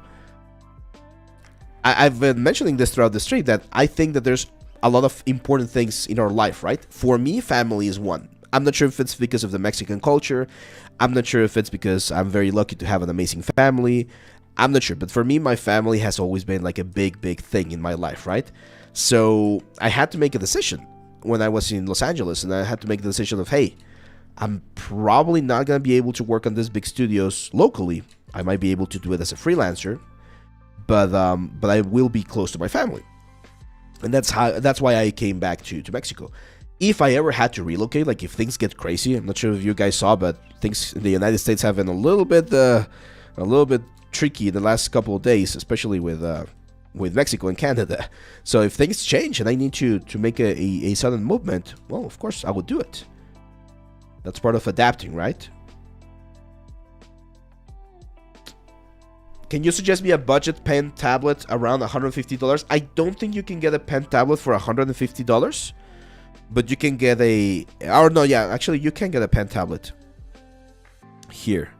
So the brand that we work with is Huion. They've sponsored us several times. And the one that I can recommend if you have that specific budget is one of these ones, like those are canvas. This one's like the Inspiro brand, the Frego M. It's a good one, and I think it's roughly on that ballpark of cost. This one is Bluetooth, for instance, so it might be a little bit more comfortable. Not sure how expensive it is. Let me check. Yeah, there you go. So this line, the Inspiro one, really good one. You can get some a little bit cheaper, some a little bit more expensive, depending on the size that you want to go for. But I've been using Huion for the past like 6 years, and I love them. I even have the little Huion glove here. Let's see. Yeah, I love Huion. Yeah, no, this one is this one I can show you because it's a big one. It's the Canvas 22. I have the Canvas 22 here, and then on my laptop I work with a Canvas 13 HD or 2.5 HD or whatever. Let's see. Yeah, freaking Huions. They're like, I know they don't have the best quality compared to Wake Up, but to be honest, for the price, they're so good.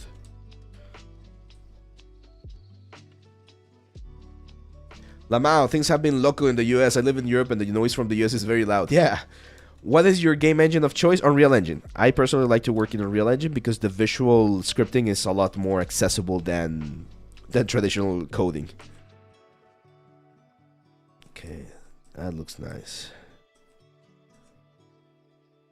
Oh, that looks lovely. Okay, let's go for the next one. This one.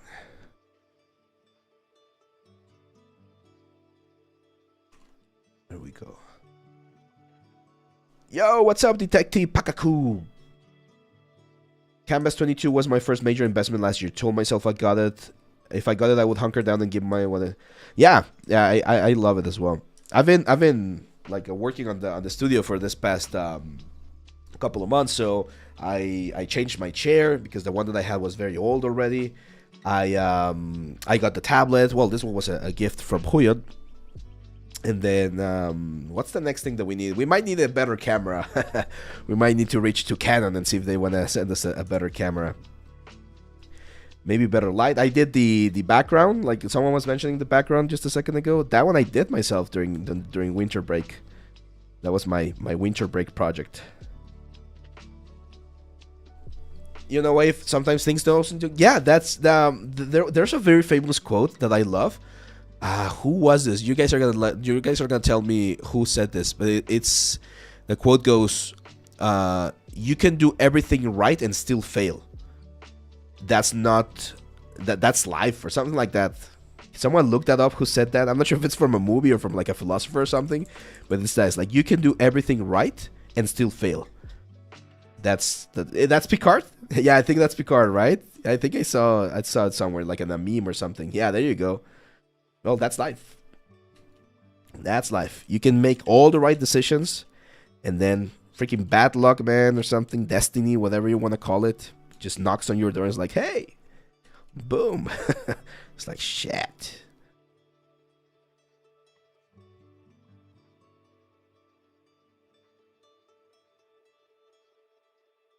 Let's go there. Is Huion Spyro 2L good? Yeah, all of the Huion ones are good. I haven't tried them personally. I've only tried... like, the first Huion I had was a Huion Canvas 16. That one I bought myself. And then last year they sent me the Huion Canvas 13. And then the Huion Canvas 22. So I've tried several Huion tablets and never had an issue with them.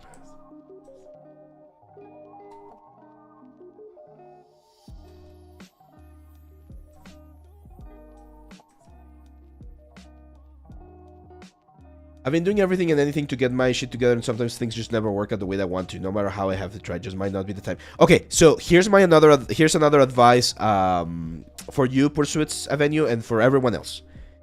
This is very important. This is something that my father told me and taught me when I was younger. If you've been doing something for a long time and it's not working, you need to change the strategy.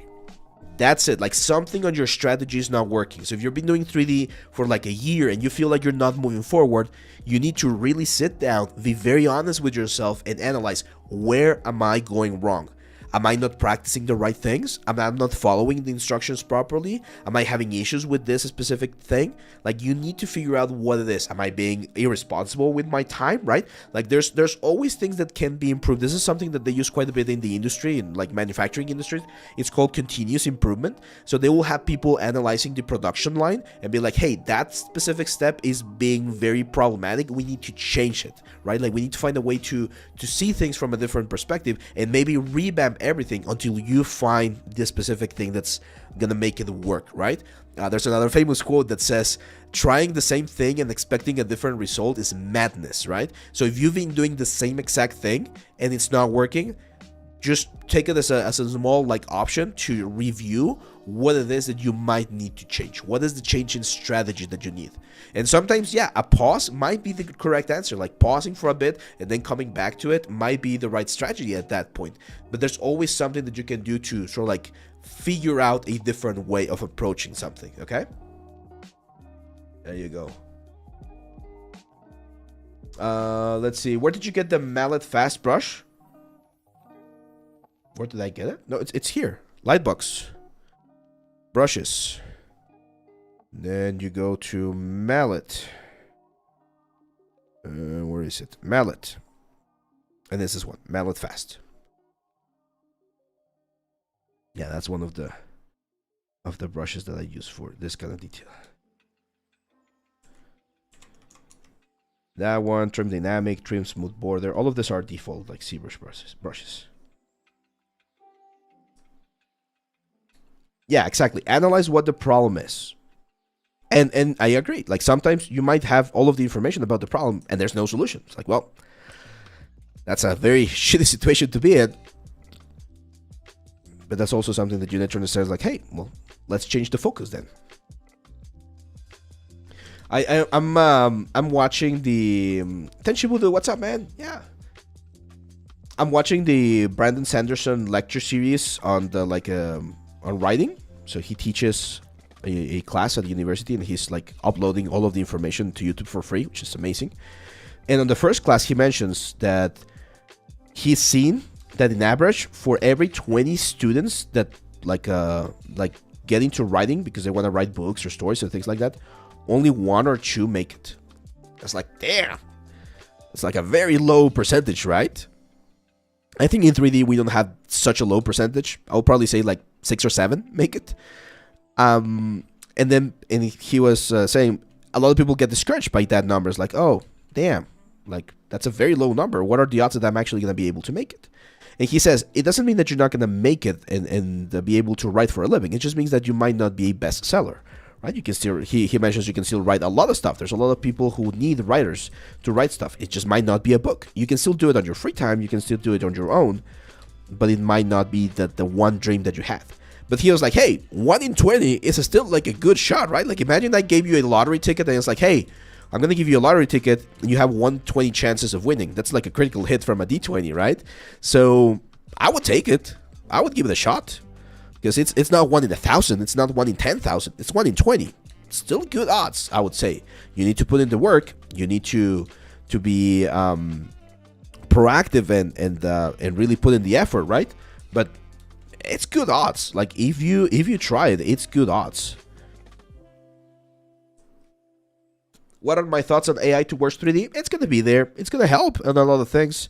Like I really hope we get like an AI that allows to get like perfect like UVs. That would be amazing.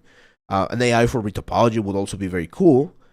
It's not gonna solve all of the issues. You're still gonna have to know how things work so that you can fix it and tweak it, right? But AI is gonna be there. I'm not scared of it. I'm scared of people who are in charge thinking that AI is going to be more important than it actually is, and people like putting too much weight on AI, and then finding out like, oh, this is not gonna work. AI is not gonna solve all of my issues. Like I'm afraid of someone saying, I have a team of 20 people, and I'm gonna fire half of them because AI is gonna replace that, and then they do that, and they are out of 10 amazing people. and AI is not really doing the work that they expected to, and then they need to lay out the other 20 people because they took that gamble and it failed. That scares me.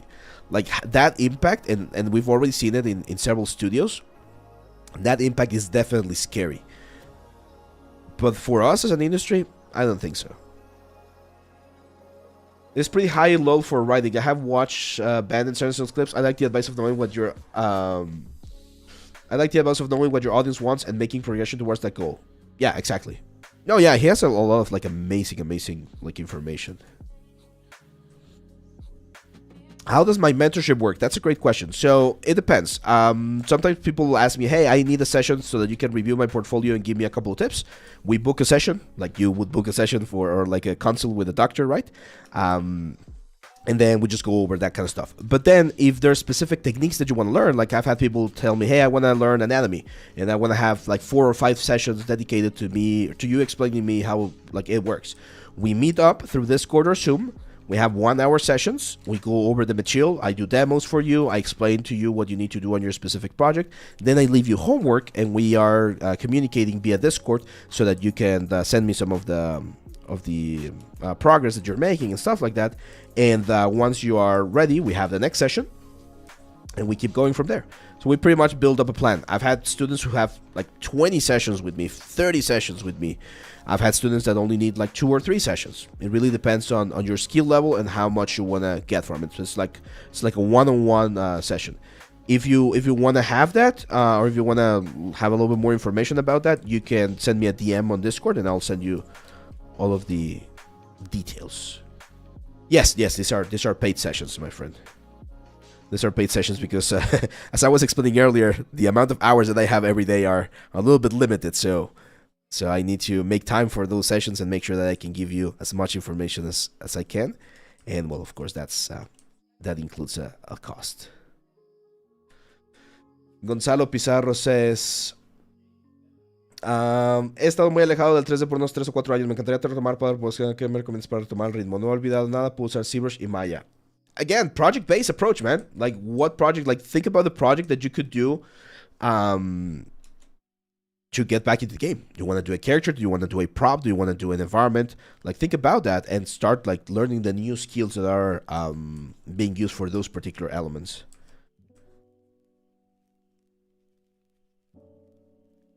Do you know if Maya Indie is still available? Yeah, Kevin Cruz, it's still available.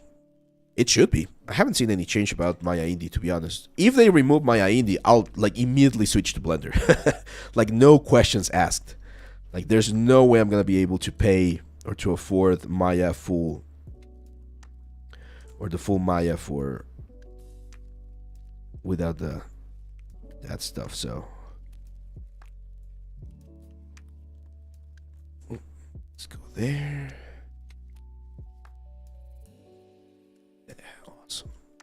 Now, just a little bit of train dynamic here too. Clean up some of the elements. ¿Qué tanto reponía? Yeah, if you like, that's a great question. Like, classical art. Do we need to learn classical art to do 3D? And the answer is you don't need to, but it's really, really helpful. Like, if you want to be a better sculptor, try sculpting with clay. If you want to be a better texture artist, try painting, acrylics, oils. If you want to be better at composition, grab a camera and go outside and take pictures. If you want to be a better animator, learn how to act. So all of the traditional things that we do in the real world, like the traditional arts, are perfectly transferable to the digital arts. It doesn't mean that you're going to use the techniques or everything, but the concepts, the information, the foundations of those things, very, very, very important. Like, in my bucket list, I want to learn how to do oils. I want to learn how to paint with oils. I want to do acting, like some improv and stuff like that. I would love to learn how to do voice acting as well. So those kind of stuff are like skills that I would like to learn. And I know that I'm not going to be able to transfer them to like sculpting or stuff like that, but they can definitely help. Let's see. What about for environment artists? Architecture. Learn about architecture. Learn about woodworking, for instance, like how our trims are made. Are you writing books? No, I'm not writing books. No, I don't think I could. It's too much of a time commitment. I wrote a short story for this like environment that we're working on. That one's gonna be available. I read it several like streams back, a long time ago. But no, I have not. I don't think I don't think I have the mental skills to be able to write like a full like huge book. But maybe a short story every now and then. That seems like fun. Okay, let's Dynamesh.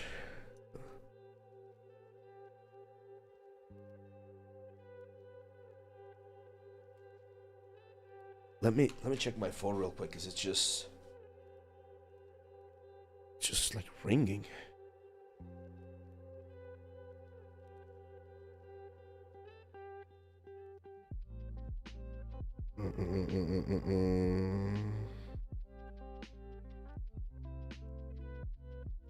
Okay, yeah, nothing urgent. Where can you buy my shirt? I'm actually working on that, guys. We're exploring some options for merch because we've been getting this question quite a bit. So we'll have some news about that soon. We're trying to find the best way to be able to have this everywhere. Yeah, I use ChatGPT, for instance, for my D&D sessions. I ask for like some ideas and guidance, but I always like keep working from there, right? That's why I tell you, AI can be good to help you sort of like clarify things, show you things in a different perspective.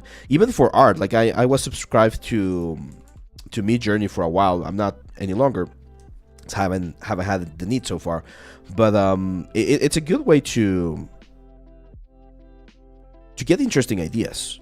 Of course, you can get way more interesting ideas from real artists, but if you just want to have some like quick ideation, it can definitely help.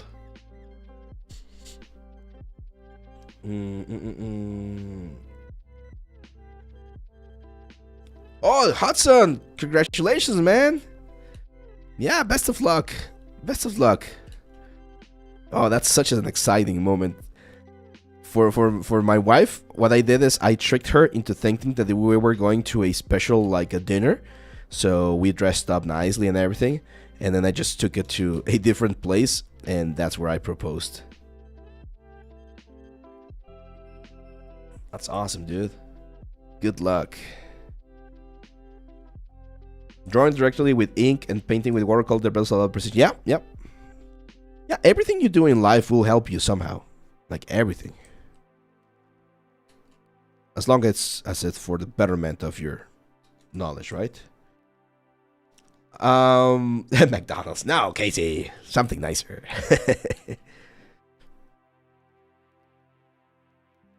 Something nicer. Anatomy. The way I like to study anatomy, yes, it's good to know the 2D anatomy, maybe for understanding where things go, how they connect and everything. Have you seen the course that I did? The superhero course, the Duncan one? It's this guy right here. So that's Duncan. That's a superhero. I also wrote a small short story. Well, no, it was more like an outline for that character. So on that course, we cover all the anatomy stuff. Yeah, so here. If you go to my site, aveleal3d.com, it's this one. So this is it's specifically about anatomy. We just focus on the high poly of Duncan. Again, this one. We do have a couple of chapters at the end that's for the 3D printing side of things. This was a small collaboration that we did with Elegoo. So we 3D print this with resin and everything, and we focus like half of the you're gonna see here is theory and then sculpt, theory and then sculpt, theory and then sculpt. So I explain all the muscles, their position, how they work, all that kind of stuff, and then we go into the actual sculpting.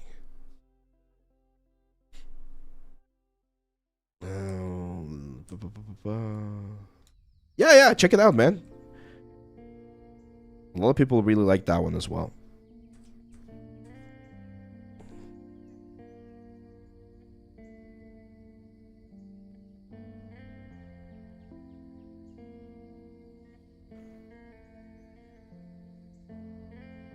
There was one student on the whips. He or she nailed this course. Really loved this version of Duncan. Was it recent? Haven't seen it. But yeah, that's what I tell you guys about my courses. One thing that I love about my courses is that I don't make you do the exact same thing I'm doing. I always encourage you guys to try your own, like your own variations or something like that. Because that's how you learn. Like, it's not the same to just follow someone's steps to the T than it is to try and create something for yourself.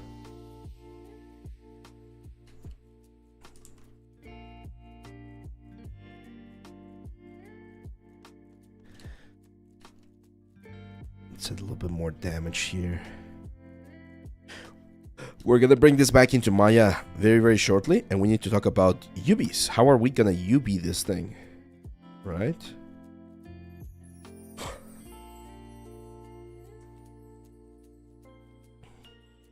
Yeah, that's a great question, Empress. So when you jump, it feels like you're jumping into an abyss, right? Like you're like, hey, now I don't have my training wheels and I need to apply what I'm doing.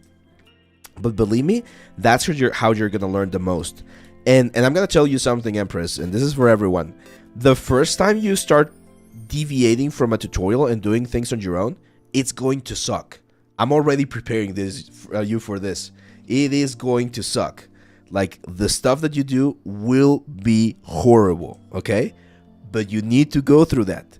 The only way you're gonna be able to do something that looks cool is to suck first, okay?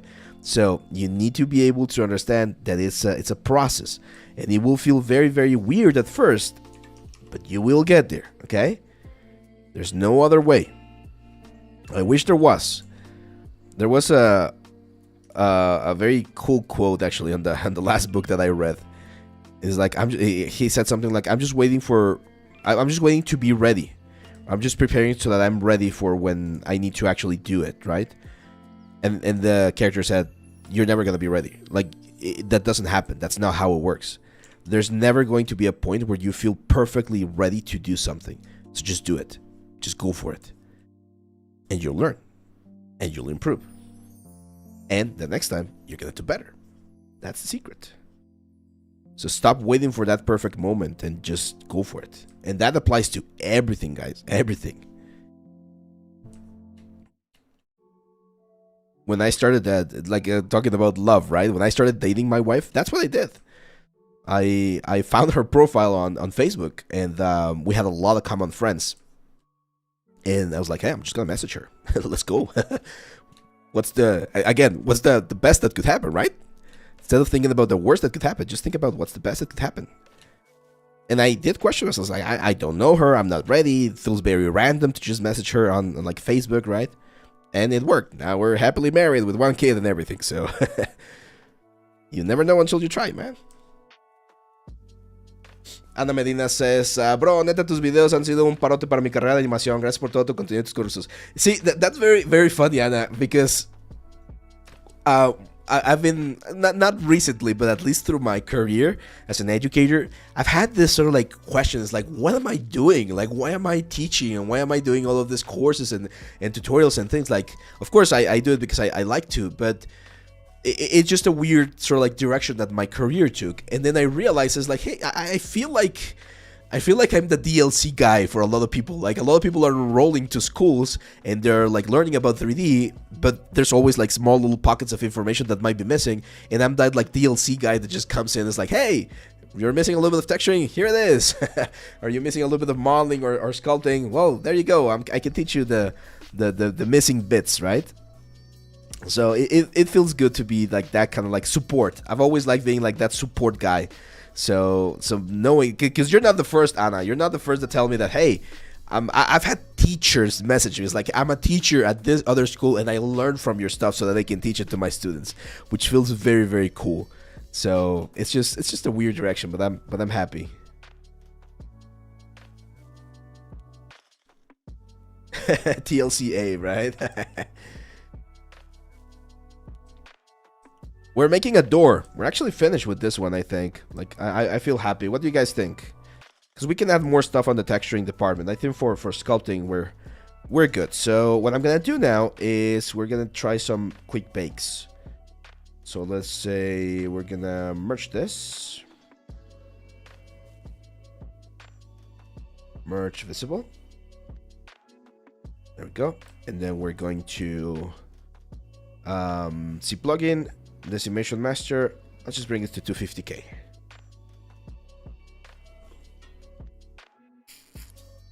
Yes, Anjana, this is an asset for the environment course. That's right.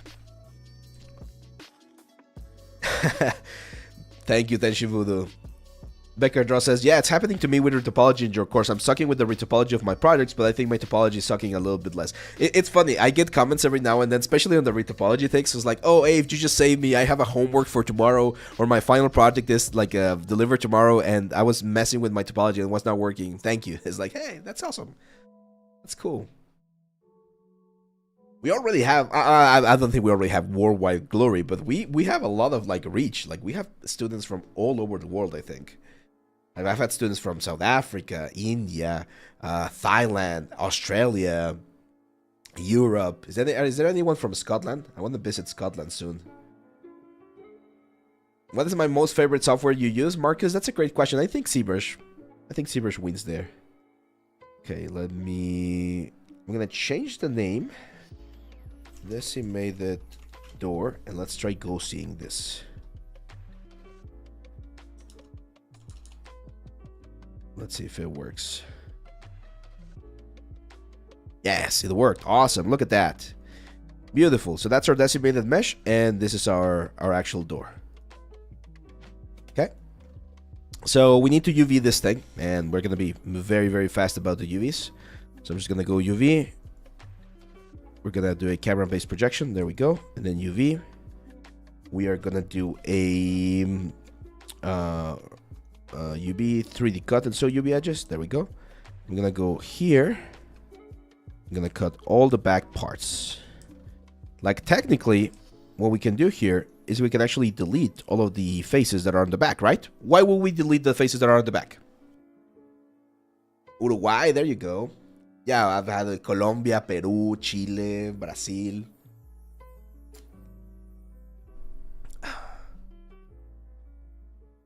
Oh, there you go, Abdullah. Ah, my voice is dying. Let's save. Actually, we haven't saved. Yeah, the reason why we can cut all of this on the back is because we are not going to see them. We didn't even sculpt them, so might as well just destroy them, right? Now, we can already unfold this, and it's going to unfold nice. It's not going to be great, but it's going to be there, right? So that works. However, the corners are always tricky parts for the unfold process, because if you don't cut them, the grain of the wood gets really, really distorted. So I personally like to cut the corners. If you've ever done like papercraft and you've done like a cube, you always see this like little flaps on the outer edge of the cube, and that's what I'm cutting here. Go. Let's go to UV toolkit, cut. That's the top ones, and then we do the bottom ones. Oh, this one. Hola, amigo Mac Moon. What's up, man? Mac Moon is in the house. Haven't seen you in a long time, Mac Moon. How are you? How are you, my friend? There we go. So now we unfold again. And as you can see, we get more points. Now, here's the thing about this. If we lay this out, and I check the resolution for this thing, right? We talked about Excel resolution this week. If you haven't seen the video, go back and see it. And I check, hey, how much resolution I'm going to get for a 4K map, for instance. It's just 5.5. That's not great. The resolution that I'm aiming for this particular game is, or this level, is 10. So I want to get closer to 10, and we're already using a 4K map. So how can we make this closer to 10K? And the answer is we need to cut the UVs into more pieces. Yes, this adds a couple more triangles, but it shouldn't be the end of the world. So what I'm going to do here is, let's go to poly modeling. And with my cut tool, I'm going to cut this into like sections. Like this, kind of like 1 meter section or 2 meter sections. Now, all of those lines, of course, actually it's a lot easier to just select them like this. We're gonna cut, and now if we pack again, we're gonna be able to get more space in this area. And now, as you can see, we get closer. 8 is fine. 8 is fine for this like hero acid door. So So that's yeah, more than enough for this particular piece right here. I don't love the fact that not all of them are like facing the same direction. I would love if all of them were aligned to the same direction. I can try getting this into resum and see if we can get a better packing, but to be honest, this looks pretty much like the way I would expect it to. So I don't think we can do that. Worst case scenario, we just mask a couple of like areas and flip the channel. Am I doing your house's door? Not exactly. Not exactly. Oh, I love that quote, Ryan. I saw it not too long ago, like a couple of days ago. People overestimate what they can do in a year and underestimate what they can do in 5. Yeah, totally. Yeah, guys, there's time. But you gotta do it. Why not use one single mesh instead of 5 planks of wood and bake the details in? That's a great question. The lazy answer is because it's already here, so might as well, right? Like, why go over retopology, stuff like that? It's just a couple of extra triangles. It's not gonna kill it. Now, the sort of like smarter answer, if we want to sort of like push this later on, is that I'm actually going to be separating the planks in just a second. I'm going to have each plank separately and bake them as a single plank, but have the option to do them separately. And if I do that, then I could do other doors where maybe they're missing one plank, or I could use these planks for something else, right? Like I can embed them on some like elements. Like you can recycle this like models, and it's a lot easier to do that if you have the planks as separate pieces rather than as a single one. Okay, so why not making as a rectangle texture, non-square texture? I personally don't like using. I know it can be done, Tejas, Petkar. I just personally like working with like square textures more. Now this detail, this guy, and the little trim right here. We need to get UVs as well. So the first thing I'm going to do is I'm going to, let's go top view. I'm going to combine them. Might be easier this way. Just going to grab all of the faces on the back and delete. There we go. Because again, we don't need the back part of these elements. They're always going to be flushed against the doors, right?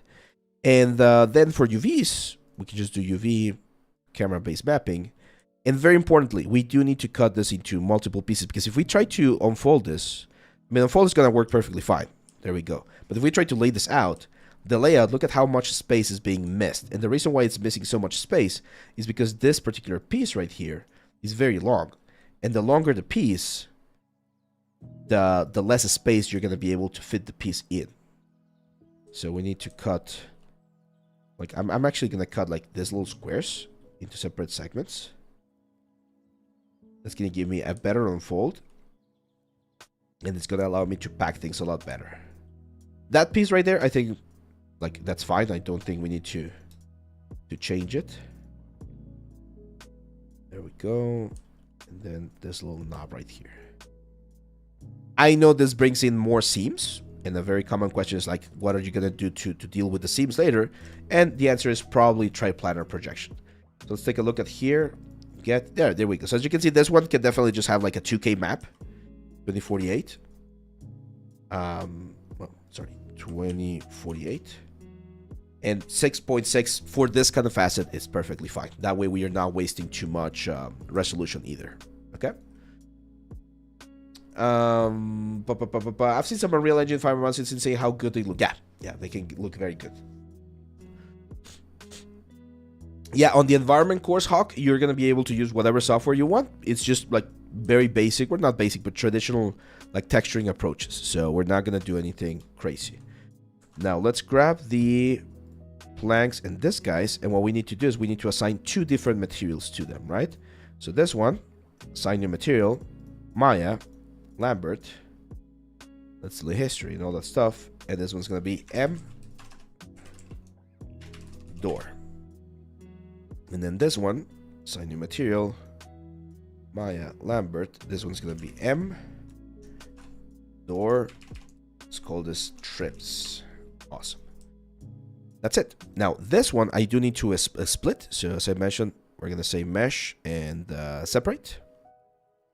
And then each one of this, I'm going to call this a door, plank, A, low. And I'm going to copy the name. This one's going to be B. This one's going to be C.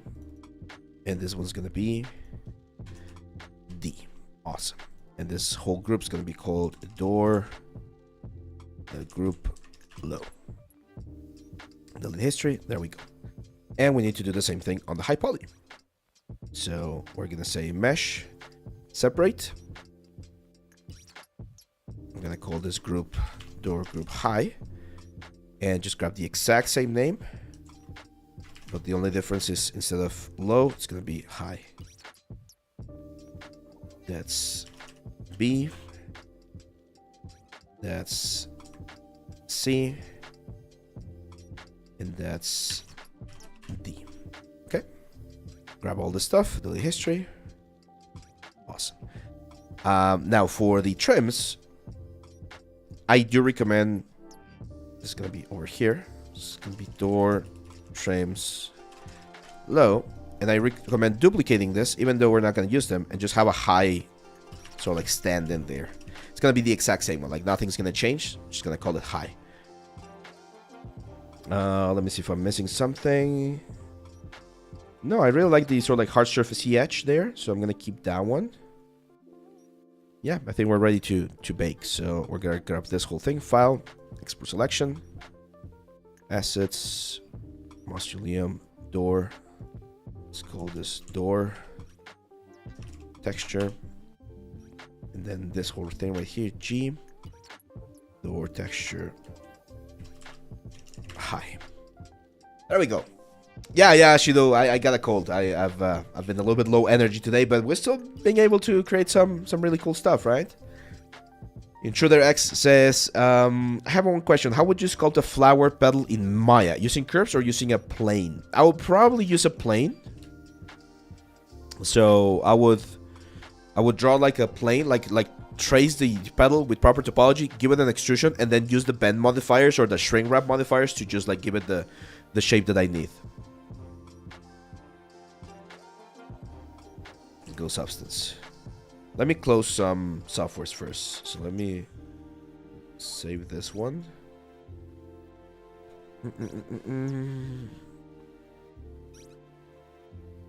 Where is it?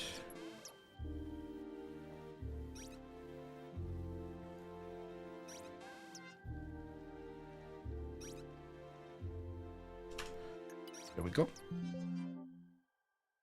So I made a massive error that I decided to roll with to just get something done. Projects from UV's low and making things. Yep.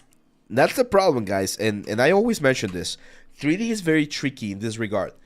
If you do things the wrong way at one step and hope to fix them on the next step, right? Like if you've like messed up UVs and you want to fix it on texturing and stuff like that, it's gonna hurt and it's gonna it's like a snowball, like a negative snowball that just makes it more and more difficult as you go through the next stages, right?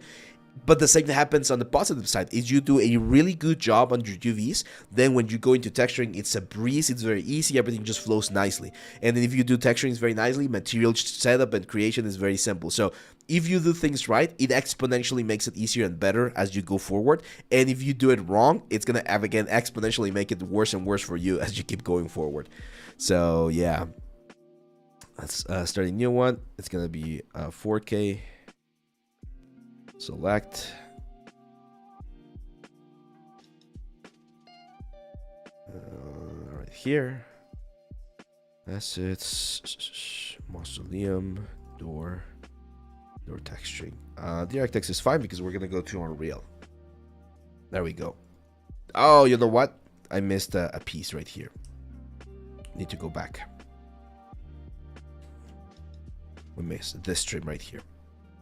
So let's call this wood trim underscore low.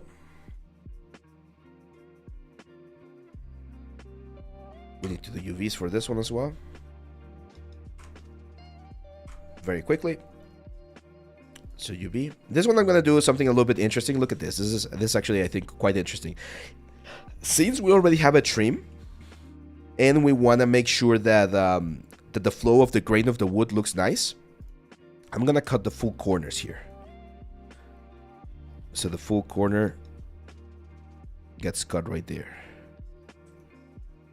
Okay, that way this thing is gonna be straight in substance, and it's gonna give me a nicer look. I know there's a little bit of a weird connection right there, yet not the end of the world, so no need to worry too much about it. But it's gonna make sure or ensure that the texture trim in substance looks nice. It also will give me more cuts, and of course by having more cuts when we include it with the planks, right? It should pack nicer. There we go. So we shouldn't lose too much information, and now we have the trims here and following a nice direction. Where are they though?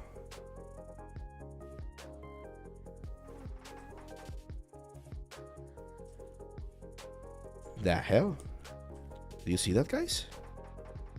Like the Yumis are there, but they're not. Oh, are they? Oh, they are. They're just very like confusing. Okay, let's add the exact same material to all of them, so that we don't get more texture sets inside of substance. File, export selection. There we go. File, new, select, door texture, 4K. In my first term at TikTok, I was told to try to make topology for everything a nice grid and not to have long rectangles. What is your... Yeah, for deformation, Tyra, yes, you need to do that. If you're going to be deforming a character, claw, things like that, then yes. For assets that are not going to deform, they're static assets, like, doesn't matter. Doesn't matter. It really depends. Like, here's what's going to happen for you, Tyra, and for everyone else watching this. When you go to school, you are going to get told a lot of things, a lot of rules, a lot of guidelines, a lot of things. You need to understand that they're guidelines. They're not set in stone. So there might be situations where you're not going to be doing specifically that, okay? And it really comes down to the specific type of project, the specific type of result that you're going for, the shot of the movie. Like, you can break a lot of those things. When you're just beginning, it's not a great idea to break those, right? But when you're learning other kinds of things, or rather when you get into production, then that's more common. Okay, let's bring in the texture high.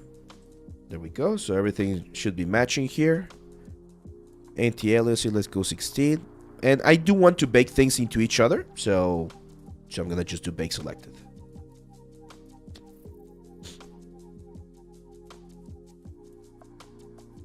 Yes, the stream will be available on Monday, Mihit, because I need to trim out the beginning portion, and I need to check that we're not breaking any like copyright things. Sometimes the music, we get like weird stuff. Like, I'm using one that should be safe, but every now and then we get other stuff. As you can see, since it's a big bake, it's taking a little bit longer, but yeah. Masame, thank you, my friend. Thank you. I do my best.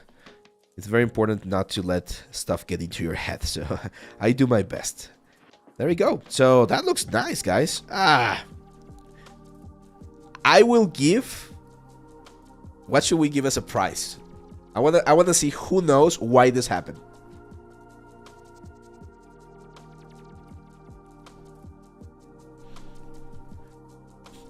I'm not sure what price I'm gonna give. No, it's not the normals. No, it's not flip normals. There you go. There you go. Wallet and the gaps got it. It's missing a mesh. So we forgot to duplicate this high poly and just add it into the low poly, or into the high poly group.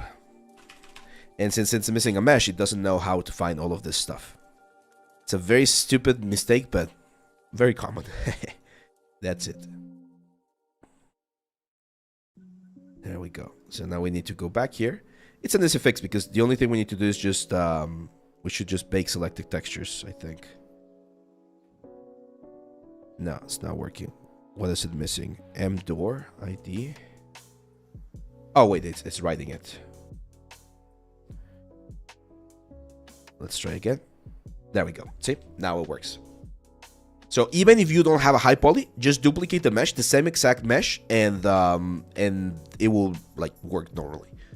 I have a question. Can we mirror in Substance after we did a painting? Mirror what? The texture? I don't think so. But yeah. Any advice to do the things faster? I mean, I'm looking at the students and I really feel like a snail next to them. It really depends, Anthony. It really depends, because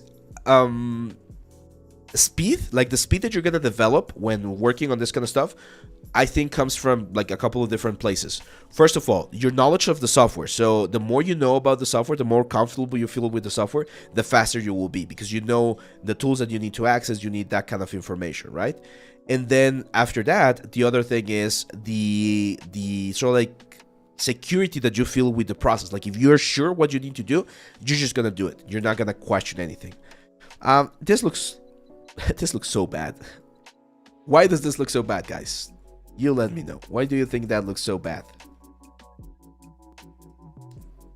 It's a sculpting thing, of course, unfortunately. But it looks bad because we don't have any sculpting. We don't have any sculpting on that one, so it just looks out of place. No, it looks out of place. Like the different, yeah, exactly. That's it. The difference in detail, right? So the difference in detail is what's hitting us right here. No, I think the brakes are fine. I think the brakes are fine. We might need to push this trim a little bit higher up, because you can see that we're... I think I missed the position on that one. We're actually baking other stuff in this one, so we might want to... We're going to change a couple of settings here for the bakes. Because the problem is we're baking the door into the trim, and I don't like that. So the normal information we're not going to bake between everything. Yeah, exactly. It looks too new. Let me open ZBrush because it didn't like. Oh god. Yeah, Marmoset is better. I just want to do it a little bit faster right now. No, it is. Yeah, exactly. We're going to go here and we're going to change this on the normal map. We're going to change by mesh name. And what that should do is it should remove the door information from the trims, so that we don't get double like the information.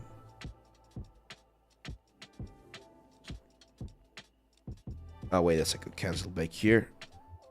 We need to go to this one as well, I think. Yeah. Oh no, it is my mesh name.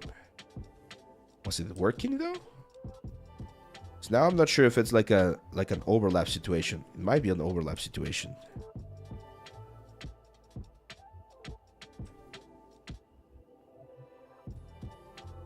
No, it is sitting properly on top of the door. That's weird. Yeah, don't compare yourself to others. Always, my advice, and that's a very common thing for like imposter syndrome and things like that. Always compare yourself to yourself. That's the key, guys. Like, compare yourself to how you were doing things 3 months ago, 6 months ago, 1 year ago. That's very, very important, because it's very damaging when you compare yourself to others. Why is my Goosey not working?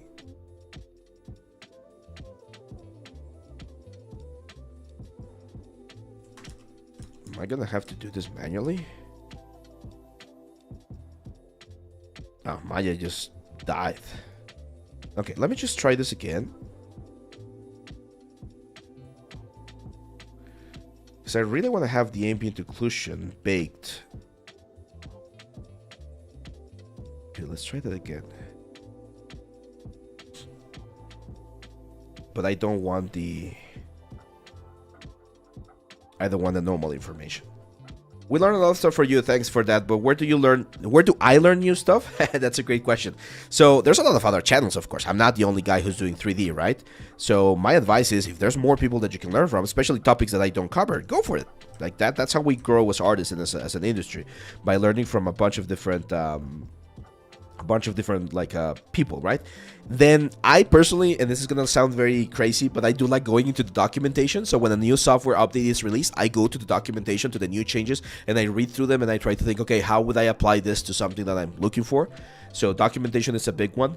And making offs, like if you go to, like, there comes a point where you learn so much about the softwares and like the processes in general, that just by watching someone do something, you don't need that person to explain to you how they did it. You understand like their thought process, like, oh, that's what they were trying to do, or that's how they did it.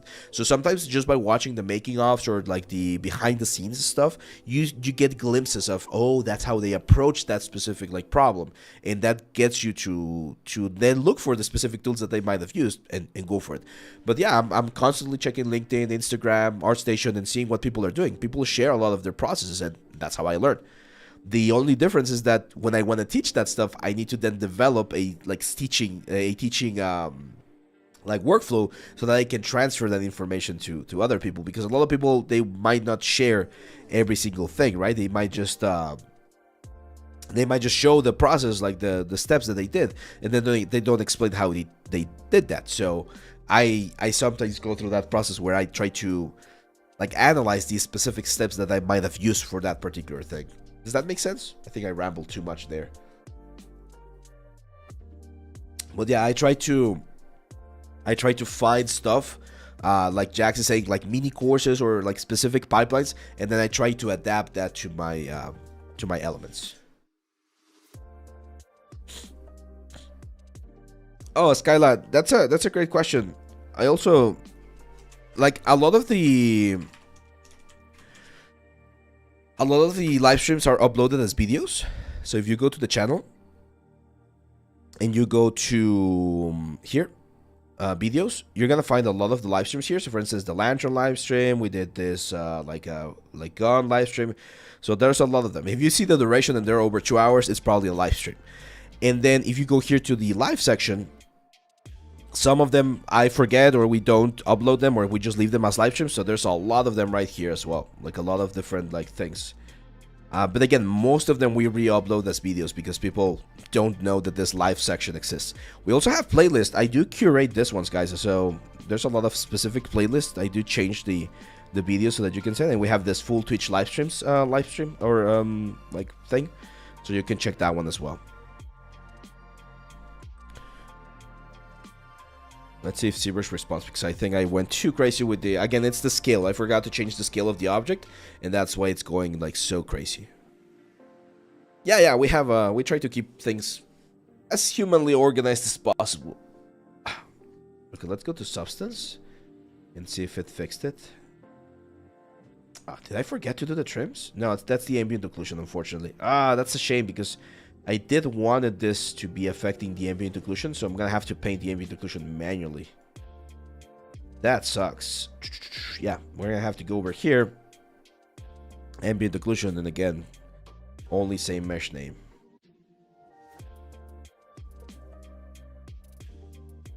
Because it's getting some information from the other side. Yeah, ZBrush is dying right now. I got a lot of softwares open. That might be it. I might have to... Yeah, I saved. Yeah, we already exported the high poly and the low poly, so that's like let's see. No, it's not. It's a single PC. Now that the PC is now feeling a little bit slow with all of the stuff that I'm trying to do. A couple of years ago, it was like a very strong PC. Now it's no longer that like powerful. It's got 64 gigabytes of RAM, which is definitely helpful. I got a 3080 Ti, but the processor is a little bit older. Ryzen 7 5800, I think. Yeah, I know, right? Let's see. Yeah, that's much better. I mean, we can fix it. Let's try it. Let's try dealing with this. Task manager. Let's kill ZBrush. Okay, so let's say we get this. Like, let's say I'm not doing the models and I just get handed this as a texture artist, right? And I need to texture this. Well, I do have some texture things that I can do here. And oh, by the way, guys, I'm not sure if you heard this news, but Substance Painter released all of the assets for free. So Substance 3D assets, as long as you're paying for a license or you have a student license, you can access this, which is great, because before this we had points and you could only download a couple of points per day or something like that. Now you don't need to. You can download as many as you want, and you can download the 3D models and you can download the HDRI models. So That is like, Substance doesn't usually, like Adobe doesn't usually do things like this, but this one in particular I really like. So here's the thing, even though we don't have what's the word, UVs or proper sculpting for this one, we might be able to get away with just like the height information. If not, I'm gonna have to go back and sculpt a couple of things, but yeah, you can see that doesn't look that bad. Now, here's what I mentioned, like we might need to have a couple of variations on this rotation. So for instance, here, you can see that the wood grain is not really going in the direction that I want. I'm going to change this to triplanar projection, first of all. There you go. And let's rotate this 90 degrees.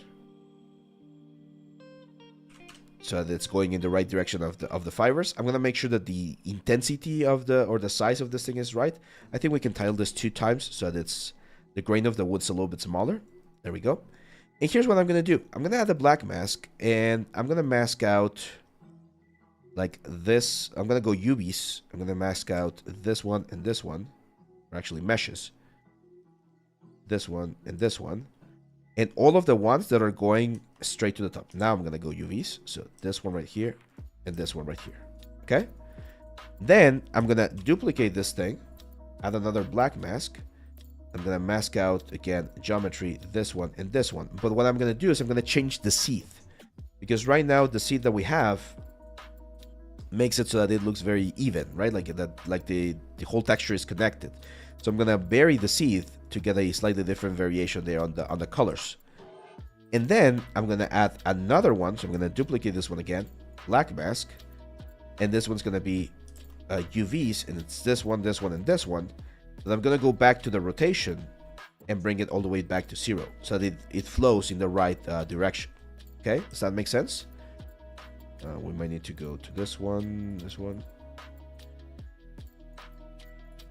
There we go. So that way we are able to build the sort of like the proper direction of the wood. And yes, I know I have 3 textures here. The only way we could like solve this without having to have three different elements is that we would need to make sure that all of the UVs are facing in the right direction. But since we want to have more textile density, well, in this particular case, that's not possible, right? So I'm going to Control G here to group all of them. And then I'm going to go to the normal map information or to the height information. And I definitely want to lower the contribution of the normal map and the height map. So I want my normal map to be the one that's really like doing most of the job, right? Do you think we can leave off of YouTube sculpting channel or just be realistic? No, I don't think. Like, you would need to have like thousands and thousands and thousands of viewers and subscribers to be able to just live off of YouTube. Like, I'm telling you right now, we don't make a lot of money off of YouTube. Like, this is just my way to have the information out there, but this is not like you would need to be Mr. Beast level of successful to be able to live off of just like ads on YouTube. I mean, well, actually, I kind of take that back because it depends. If you live on a country where the wage, right, the normal salary is not as high as the US or some of the other countries, technically you might be able to, right? Like if for you, let's say $1,000 is more than enough to cover all of your basic needs for the month, then yeah, it's potentially possible to do it with just like YouTube, right? Because you could potentially get like $1,000 just with YouTube. But if you're not there, like if you need more than that in your country, because you also have to take into account how much time you're going to be spending on YouTube, right? I spend at least 3 hours every day preparing the shorts, preparing the videos, like this live stream right here, right? So it's a huge time commitment, and I'm telling you, I'm not making $1,000 from YouTube. Like that's like the hard truth. I'm not even there yet. Okay, so you need to see this as a different, like you need to find other ways to make a living out of it. Is Marvelous Designer difficult to learn? No, man, it's not difficult. And you know what? It's even less difficult if you check my course. We got this one right here. So this is the introduction to Marvelous Designer, and as the name implies, it's an introduction course. You're gonna learn all of the basic information that you need, and we build this character right here, except for the mask. The mask is available for free as live streams. So yeah, let's add a black mask here, generator, and let's do a dirt. Now here, this is the one thing that I was a little bit like worried about, because I do want to have. Let me try another bake. So I'm gonna go back to the bakes, and on the door I'm gonna set this one to always. But on the trims, can I do this differently? I'm gonna do same mesh name. Does it respect the difference? Nah, it's not respecting it. Why? This is where like Marmoset might be a better option. Okay, I know what I'm gonna do. I'm gonna turn off the trims. And actually, I don't need to bake all of this. I just need to rebake the ambient occlusion. And yeah, just the ambient occlusion, pretty much. And this ambient occlusion, I'm gonna set to self-occlusion always. What this will do is it will just rebake the ambient occlusion from the doors. It shouldn't affect the other one. So now, as you can see, this one right here, my third layer, should affect the inside of the doors. Let's take the crunch out. Yeah, see how it's hitting the inside of the door there a little bit more? That's a little bit closer to what I was going for. So let's increase this intensity a little bit more. Of course, this one's gonna be like a multiply. Oh wait, I'm in the normal map. Let's go base color. Multiply. There we go. And we're gonna start playing with.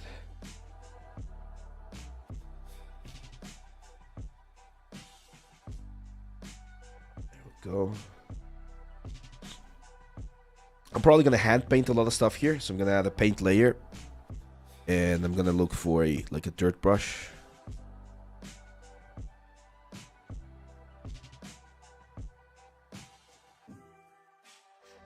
Let's bring this one down,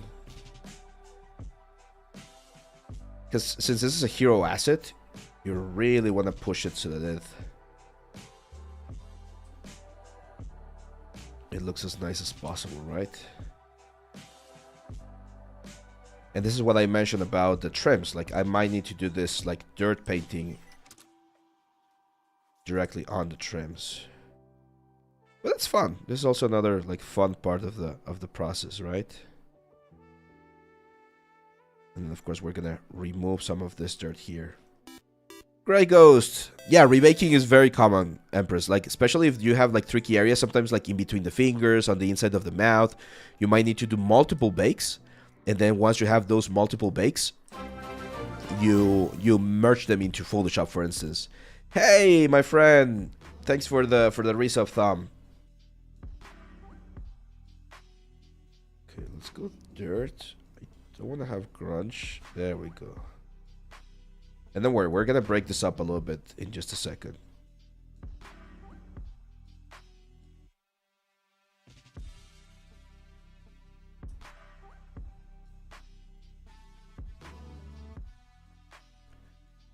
You gotta think, where would the rust be more prevalent, right?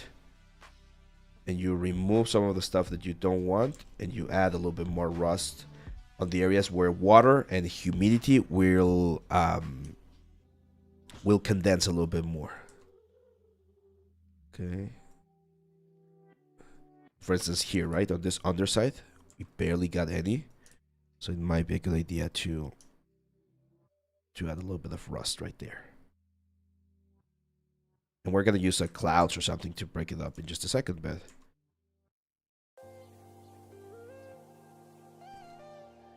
definitely feels a little bit too intense. I'm going to soften it up a little bit. The BOD, yeah, the BOD will be available on YouTube on Monday, and I think it remains on Twitch for a while. But yeah. Oh, by the way, guys, if you, I know I don't mention this too often, but if you want to support the channel, the best thing you can do is like, share, subscribe, that kind of stuff. Like, I know it sounds so cliche, and every single like content creator does it all the time, so believe me, I'm a consumer as well, so I'm tired of hearing that.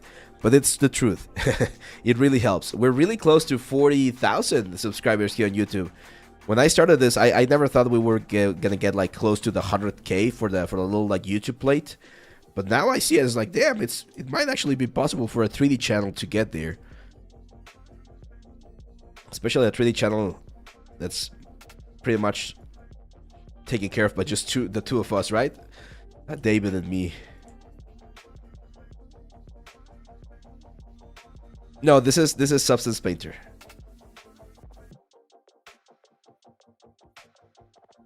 This is Substance Painter. I'm definitely feeling a little bit bad now. I feel like I'm getting a little bit of a fever. How are we doing on time? Okay. We'll keep doing a little bit more, and then we'll call it a day. I think we were able to move quite a bit, to be honest. I'm pressing the letter X here to switch between black and white. And be able to add and remove stuff. Freelancing gigs, man, I'm gonna be honest with you. Like, completely honest with you.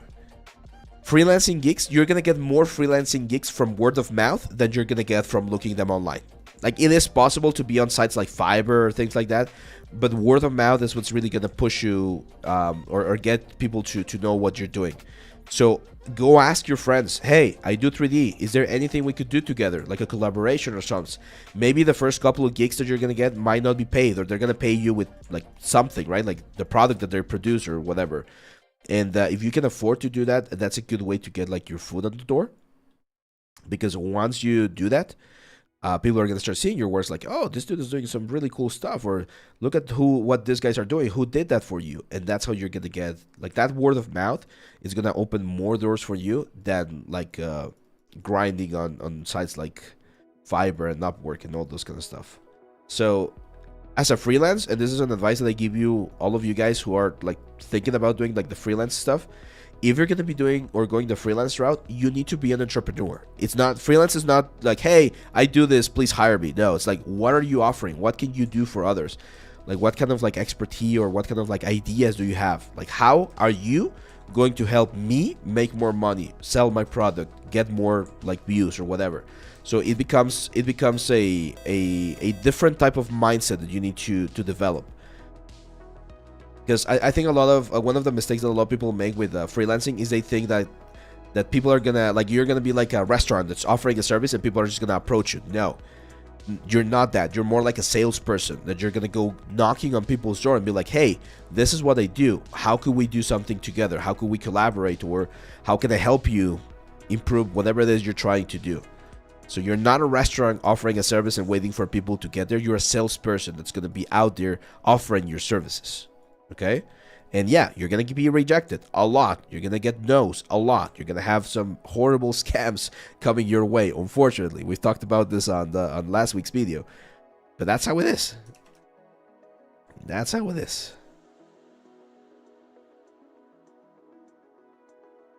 Okay. So as you can see now, we have a nice sort of like dirt layer hitting pretty much everything. Selling models online, it's a very competitive market, and that's one of the markets where I think AI is definitely going to take an edge. Because people are going to be able to produce models very, very fast. Might not be the best models out there, but sometimes they'll just get the job done. So I wouldn't count on it being a something that you could use for the like foreseeable future. So be careful there. Let's add a little bit of decay. To do that, I'm going to use a little bit of a trick here. I'm going to use something like this organic bone material that has some nice color variations, right? And I just want color, maybe roughness. So color and roughness. I'm going to add a black mask. I'm going to add a metal edgeware right here. It's going to hit all of the borders, right? And then, as you guys know, I like to add like a field noise, something like a clouds. Play with the valence and the contrast of the clouds. And then multiply this so that we get edgeware, but not everywhere. Certain parts will have a little bit more, certain parts will have a little bit less. Very important to use triplanar projection on this one and play with the valence and the contrast. Here, for instance, we can play a little bit with the tiling as well, so we get a little bit more damage every now and then. Okay. So that's going to give us a sort of like more natural metal edgeware on the whole thing. Then I like to set this to linear dodge so that it glows a little bit more and lower the intensity quite a bit. It's just a little bit of a touch there. You don't want to be like super obvious with it, but it should be something that just makes things pop a little bit more. And usually I like to have my rust up on top of that one. That allows me to push this one a little bit more because the rust is going to be covering a little bit of that effect. Oh man, I'm definitely feeling here. Careful. Yeah, it's that UVC mist gets rid with it when you have the tray planner projection. Now, one thing I don't like about this door is that it looks like very old wood. So I'm just gonna throw in a new fill layer here, just color. And this is gonna be a little bit of a nicer color here for the door. And we can set this to something like overlay, for instance. Maybe even multiply, or sometimes even just like leave it normal. And just play with the, it's kind of like a paint layer. Just play with the color there. So as you can see, this pretty much, probably like an overlay. Yeah. So I'm gonna use this to bring a little bit more color to the door, right? So instead of having that like running wood effect, it's gonna look a little bit more like actual wood. Hey, Pranense, how are you? Buenas. Jay Hill has 185,000 subscribers. No, and the Blender Guru guy has like, what, like 1.5 million or something like that? So yeah, it's possible to get there, but again, gotta be realistic as well. So, of course, I'm gonna do my best. But until I can really, like, retire and do this for a living, I need to there's like this quote, right? Like, you gotta, like, don't place all your eggs in the same basket, right? So, that's kind of like what I'm doing. So yeah, there you go. Look at this. This iron forge ore looks very, very nice. The only thing is that the roughness might be a little bit too low, so I'm gonna push it up a little bit. Look at that. Looks beautiful. Beautiful there. I still think it's a little bit too shiny.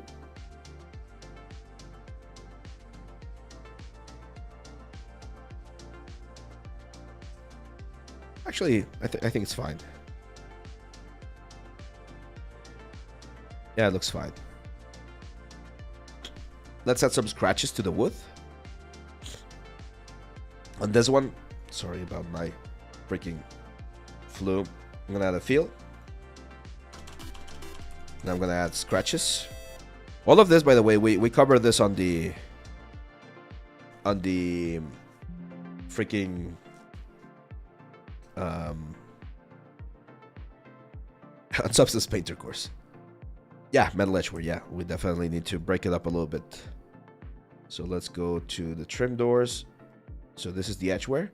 And again, it's just a very basic. It does have a multiply here. Let's push it a little bit more. So it does have a little bit of a multiply there. Yeah, that looks nice. I'm not sure. To be honest, I think he found a perfect formula, Snackish. With, yeah, the donut. Like, the donut tutorial is just so freaking good, man. It's so good. Like, that was magic in the bottle. He found that it's like, hey, this works. I'm just gonna do it, and it works very, very nice. Okay. So now let's start adding a couple more variations here. I'm gonna go to the door again, because as you can see, it looks nice, but it looks too flat, right? Like, there's nothing, like, interesting going on. So I'm gonna add another, like, material. I'm gonna use, again, the bone. That one looked interesting because it has variation on the color, and I'm just looking for color variation right now. And I'm gonna add a black mask, and I'm gonna add a generator first. This is gonna be a position generator, so as you can see, it's hitting from the top to the bottom. And then I'm gonna add another fill layer, and I'm gonna add something like a grunge map. Of course, this grunge map needs to be triplanar projection. A little bit more, not too much tiling. And then of course we're going to multiply this against the lower section. So as you can see, we're going to get this sort of like effect on the upper parts of the element.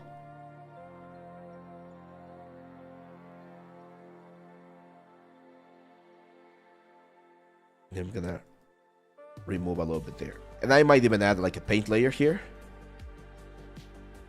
And add a little bit more.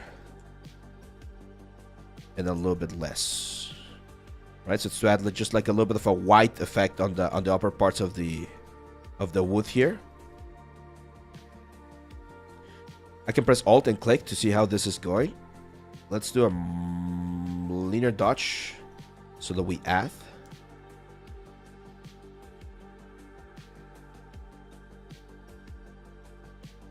we go. And that should be a nice little layer there to add some variation. Not too much, right? Like just something, just a little bit of variation there. And we can do something similar for the lower portion. So now I'm gonna grab this like clay terracotta. Again, set this to triplanar mapping. Change the color so they're darker. Add a black mask. And here we can use a smart mask. So for instance, I know there's a smart mask that's like ground dirt. Yeah, this one's really good. So you just drop that one right there and look at that. This is a very nice like effect, like burnt. Like I've seen this quite a bit in like old doors. And the cool thing is you can just grab something like this and break like the global balance down, right? So it's not as intense. I'm gonna right click this and I'm gonna do this option. It's not an advanced option, but it's a cool trick where we can instance this layer to the trims as well. So that now the trims also get affected universally by this one. So if I go to this one and change the global balance here, it will also remove it from the trim. See? So it affects both of the at the same time. It's a really handy way to instantiate this kind of stuff. That looks quite nice, to be honest. Oh, that sucks, man. Yeah, like I was mentioning this earlier on the stream. Unfortunately, the global situation everywhere, like in the Middle East, Europe, America now, like everywhere, like shit's going crazy. And it's a shame because most of us, we don't really care about that stuff, right? We're just like victims of the situation. There we go. I really like this one. What else would you guys add? Because I feel like it's looking quite nice so far.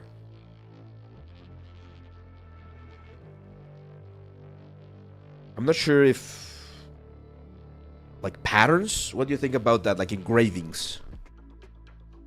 I feel like that would be interesting. Handprints. Yeah. Well, I'm not gonna add handprints, but what I'm gonna do is I might add a little bit more detail in this area, which is where people might be pushing the door. Right? So it makes sense that that's an area where people are gonna push. Rust on the metal. Yeah, let's try that. Let's do a little bit of rust here.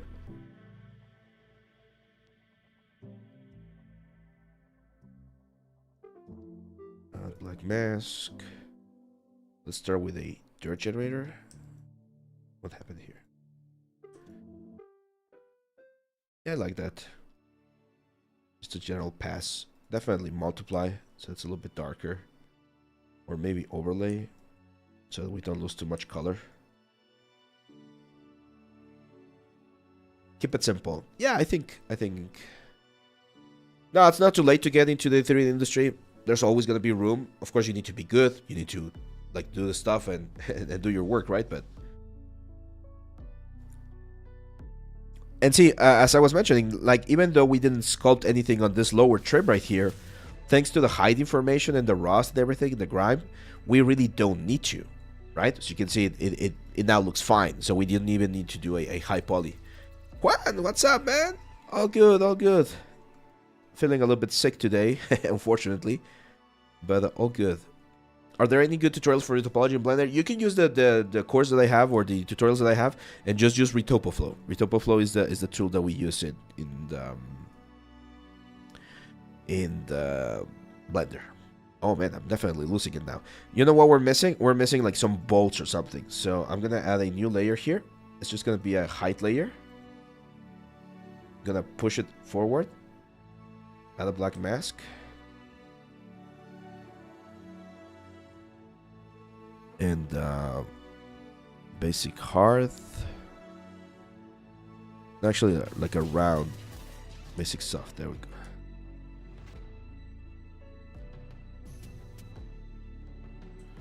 Like that kind of stuff.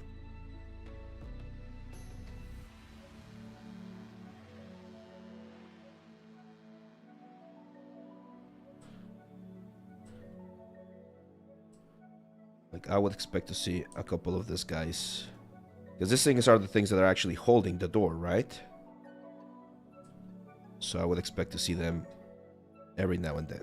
Yeah, it's a small little detail, right? But it definitely brings it up a notch. And the cool thing, it's very easy to do.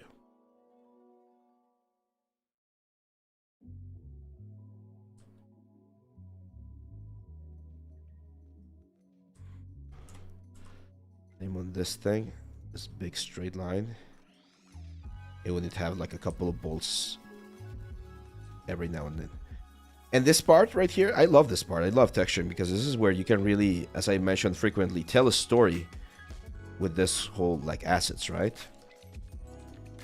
And what was it? It was what, 3 hours of work? 3 hours of work where we started with literally a cube, and now we have a final asset. Normally, and this is something that I also want everyone to be aware of. Like normally something like this would take a full day. Why? Because you're going to be showing progress to your art lead. And you're going to be like, hey, I don't know, Tom, what do you think? And they're like, oh, looks good. Change this, change that, modify this, modify that. And then you do it, and then you show it again. And then they approve it, and then they show it to the art director.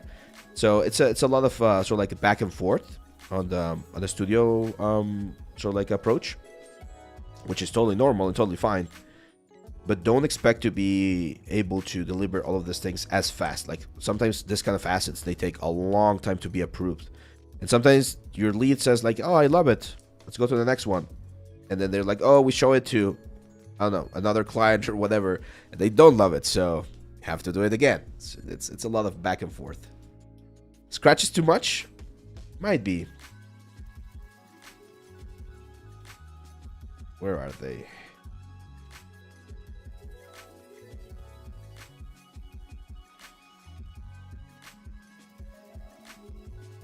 Oh, wait, I actually forgot to.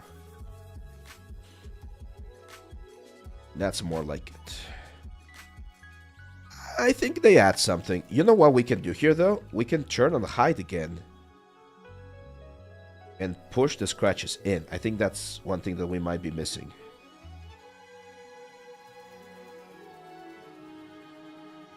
Not too much. Very subtle. But that metal edge work can definitely help. I think that the dirt... Yeah, this might maybe a little bit too much. And then the dirt, or like the... Where is it? Is this one? No, it's not. It's the moth. This one's too much. There we go. It was looking too intense. Too many bolts? Maybe. Yeah, that could be something. I think, yeah. The cool thing about this is since we're painting, we can very easily like modify the amount.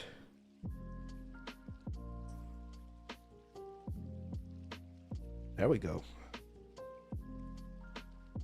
I think that's pretty much it for this door. Eventually there's going to be a trim here. I'm going to show you how to do that with trim sheets on the course.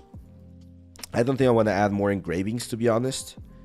One last thing that I might add is just a final layer to change the roughness, because right now if we go to the roughness, you're going to see that it looks too uniform overall. Like, yes, we have a couple of high points here and there, but in general it looks like quite uniform. There seems to be this one. There's a layer there that we did not change to triplanar. There we go. So I like the fact that that one has a little bit more like shininess, because that's where the, you know, people are gonna be like placing stuff. But I like to add like a final like dark layer of like oil. So I'm just gonna add like a feel. And I do believe there's like an oil, or this grunge, like a soft grunge. This one. I'm gonna tile this quite a bit, so the spots are small. And then I'm gonna add a paint layer. And just with the dirt map, or the dirt brush. Where is it? This one. Just remove quite a bit of them. Especially on the lower sections, leave a couple more.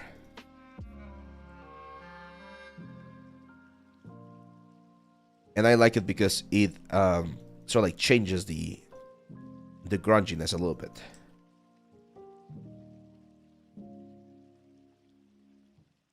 There we go. So it's just, especially when the light hits it on a specific angle, you're gonna see a couple of those spots sort of like shining through. It's just like one little like detail right there. And one more thing I can do here, I'm not sure if we have like alphas of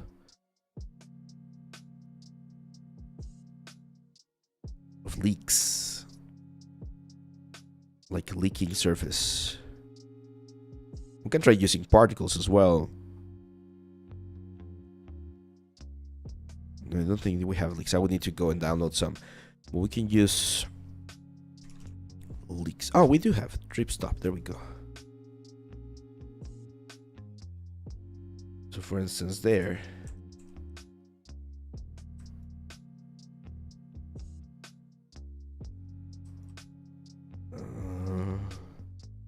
Let me change this. Oh, there we go. This is what I was looking for. This is a particle brush. Right? And we can use this particle brush to generate more realistic like drips. We can later like change if it's too much, right? But I feel from the metal we would expect a little bit of that.